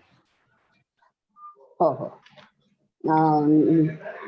वझे सर, तुम्ही रामायणाचे प्रकार, त्याचे महत्व, सत्य घटना, खरं वास्तविक रामायण, अत्यंत कर्तव्यनिष्ठ, उत्तमतेचा परिपोष असणारे व्यवहार ज्ञान, तर्कशुद्ध विचार, प्रशासक, कर्तव्यनिष्ठा याचे पालन करणाऱ्या, कल्याणकारी, मूर्तिमंत गंगोत्री असणाऱ्या रामाची कहाणी तुम्ही आम्हाला वाल्मिकी रामायणातील अपरिचित रामायणास तुम्ही आम्हाला सविस्तर सांगितलं, ओघवत्या भाषेमध्ये, अभ्यासू वृत्तीने. आणि ते आमच्या बरोबर हनुमंतही ऐकत होते याची असं आपण म्हणूया. आता तुमच्याविषयी मी एवढेच म्हणेन चंद्रशेखर वझे हे एक तेजस्वी हिरा आहे. त्याचे कार्य, कर्तृत्व, जीवन, संघर्ष, चिकाटी, स्वाभिमान, आपल्या व्रताशी असलेली एकनिष्ठता ही आम्हा समाजाला प्रेरक, उद्बोधक आणि मार्गदर्शक आहे. ज्ञानी, प्रभा, प्रतिभा, विवेक अशा बुद्धीच्या सगळ्या अंगांनी तुम्ही विकसित झाला आहात. तुमच्या हृदयात स्मृतीचे अमूल्य भांडार आहे. विद्वत्ता, पांडित्य हे भरजरी पोशाख तुमच्या अंगावर चढलेले आहे. रामाचे अपरिचित गुणवैभव आज तुम्ही आम्हाला सांगितले. त्यांचा अत्तर प्रवास आम्ही अनुभवला. श्रोता आणि वक्ता यांच्या आंतरिक आनंदाच्या प्रीती संगम तुम्ही साधलात. मुक्त हस्ते ज्ञानदान करणारे तुम्ही ज्ञान महर्षी आहात. लाभता गुरुचा आधार, प्राप्त होत असे ज्ञान भांडार, याची प्रचिती आज आम्हाला आली. तुमचे परमस्नेही मित्र नितीन कराडकर म्हणतात, तुम्ही गुरुचेही गुरु आहात. याचा साक्षात्कार आज आम्हाला घडला. यात साक्षात्कारी गुरुला माझे मनपूर्वक वंदन. व्यस्त दिनचर्येतून पण व्यस्त या शब्दाचा अर्थ मला कळला. कारण ज्या वेळेला मी त्यांना फोन करत होते त्या वेळेला ते कधी राजकोटला असायचे, कधी पुण्याला असायचे, कधी बँकेच्या मीटिंग मध्ये असायचे, कधी लेक्चर देत असायचे. म्हणजे अशा या असंख्य अशा व्यस्त या शब्दाचा खरोखर मला अर्थ कळला त्या यांच्या 1 महिन्याच्या या मी जे फोनच्या संपर्कात असल्यामुळे. तर अशा या व्यस्त दिनचर्येतून बहुमूल्य असा वेळ तुम्ही आमच्यासाठी काढलात. आमच्या पुढे वाल्मिकी रामायणातील अपरिचित रामायणाचा पट आमच्या पुढे उलगडून दाखवलात. कस्तुरी क्षण आम्हाला दिल्याबद्दल, आमचं ज्ञान प्रकाशमय केल्याबद्दल तुमच्याविषयी मी कृतज्ञता व्यक्त करते आणि तुमच्या ऋणातच राहू इच्छिते. तुमचे मित्र योगी अरविंदांवर भाषण देणारे आपल्याकडे आलेले नितीन कराडकर यांनी तुमचं नाव मला सांगितलं आणि त्यामुळेच तुम्ही आज मी तुम्हाला विचारलं किंवा एका क्षणामध्ये तुम्ही तयार झालात. आणि या वयात धनाची काय आवश्यकता आहे हा तुमचा सवाल होता. तर हे खूपच ऐकून मला बरं वाटलं आणि मी एका फोनवर तुम्ही तयार झालात त्याबद्दल मी तुमच्याविषयी ऋण व्यक्त करते. आभार मानणार नाही, कारण विरंगुळा केंद्रात तुम्ही आलात म्हणजे तुम्ही आमचेच झालात आणि आभार हे परक्याचे मानायचे असतात. तुम्ही आम्हाला ज्येष्ठांना आवडणाऱ्या, ज्येष्ठांचे मनोरंजन करणारा तुमचा कार्यक्रम सांगितल्याप्रमाणे एक शुक्रवारीही परत तुम्ही आम्हाला वेळ देणार आहात हे मी आत्ताच तुम्हाला सांगते आणि त्याचं निमंत्रणही देते. आणि गुरूंचेही गुरु असणाऱ्या ज्ञान महर्षींना म्हणजे चंद्रशेखर वझे सरांना माझे साष्टांग दंडवत. आणि मी तुमच्याविषयी एवढंच म्हणेन की दिव्यत्वाची जेथे प्रचिती तेथे कर माझे जुळती, तेथे कर माझे जुळती.